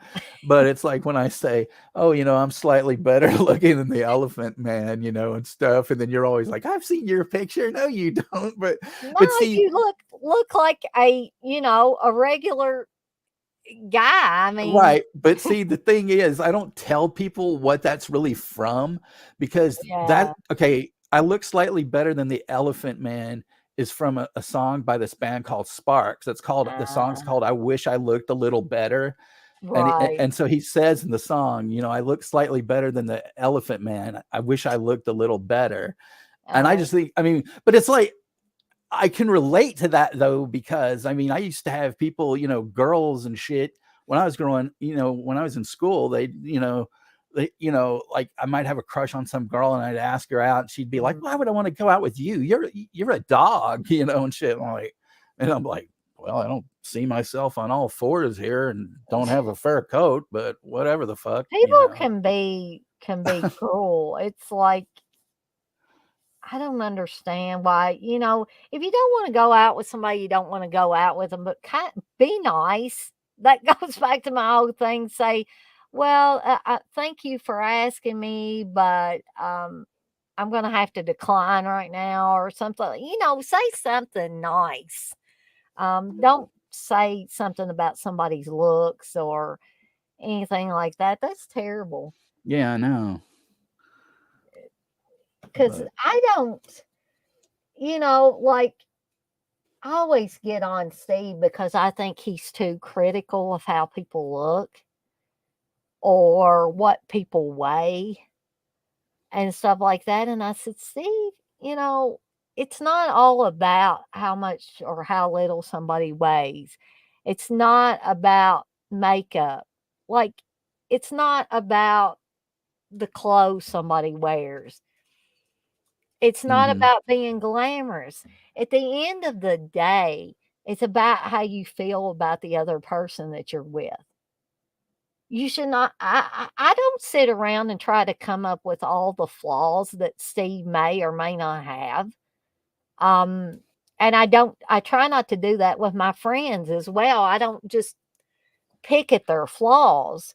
I try to see them for the person they really are. And I guess I expect other people to do that. So I'm kind of shocked when somebody doesn't reciprocate like that. Right, It's kind of like I tell people I'm not trying to say that I'm any better than anybody else or that everybody else is racist and I'm not. That's not what I'm saying. But I say when I look at people, I see a person. I don't see a weight. I don't see a color. I don't see a sexual orientation. I just see a person. And, either I like you or I don't like you, but it usually depends on people's attitude about whether I like them or not. If they're an asshole, right. I'm generally not going to like them. But if they're, nice and polite and respectful towards me, then I'm going to be the same towards them, no matter if they're 1,000 pounds or they're 110 pounds. I just don't see people in those terms. And R- unfortunately, some people, and I'm not trying to make myself be up on a pedestal and be any better than anybody else. I'm just honestly saying that's how I see people. But, but, unless I hate to get off here, this has been a lot of fun, Texas, but it's almost 10:30. Yeah. Yeah. And I've had a good discussion and I've enjoyed talking with you and Blissful and 71 and Red. He's in here now and John a little bit earlier. Um and I'd like to do this again. So anytime Texas you want to come on again, Oh yeah, feel definitely. feel free to let me know. I appreciate you coming on tonight because otherwise it probably would have been pretty boring because it would have just been me Right. blabbing Well, about the that's why I movie. thought about it, and I was like, shit, she needs somebody on there. I'm just sorry that I kind of got the movie kind of confused because, like, Oh, that's no because problem. I was kind of, because I was like, no, I haven't seen this, and then I was thinking of Predator, and they Mutilator and Predator, they kind of rhyme, so I was like, They yeah, do, fuck. they sound alike. Yeah, I could totally see that. And what I was happy about was because it turned out that you hadn't really seen this movie. So it kind of gave you, although you wasn't like extremely thrilled with it, but you didn't absolutely hate it. No. Um, so it gave you an opportunity to watch it. And you didn't just have to sit there and watch the movie. We actually were talking back and forth during it, and people Yeah. were in the chat and all different things. But I guess what I'm going to have to do is get off here and see if my husband is still awake and try to make up with him, because there's one thing I don't like to do, and I've done it before, is for us to go to bed angry and not talk about things. Because we don't ever know what's going to happen. We don't know what the next day's going to bring. And I just don't like to go to bed angry, and not talk to him. So I would imagine some of the rest of you are like that. I'm sure Texas and Blissful wouldn't want to go to bed angry No. and not talk to each other. So I am going to, when I get off here, I'm going to go see if I can talk to him. I mean, I might be able to wake him up and not make him too much more pissed off at me. Um, because it is a Saturday. If it was a Sunday night, I wouldn't wake him up to tell him anything. But anyway, I want to thank everybody again for being in the chat. I want to thank Texas for being my co-host Woohoo! this. And yeah, we got the Jamie Lee Curtis thing going on tomorrow. I can't remember if I set that for 7 or 8. I think you said 7, maybe, but I don't Yeah, remember. I'm gonna look here and see if that's the watch along. Here we go. Yeah, 7 p.m. Eastern time. And then you guys can also look forward to, I don't know how many people will be able to watch live because there'll probably be people working and stuff. But at 12 p.m. Eastern time on Halloween, I'm going to be doing a little something from the house. Who knows what I'll get into. Um, so we got a bunch of stuff coming up. I'll probably be doing stuff in the coming week. Unless, of course, it might be if I get this new job. Of course, I'm going to be working a lot more, so we'll just have to see how that goes. Um, so, yeah, I'm going to skedaddle on out of here for the night, and I'm going to see everybody on the flip side. So, everybody have a good night. All Texas, righty. you have a good night too. Okay. Bye bye, guys.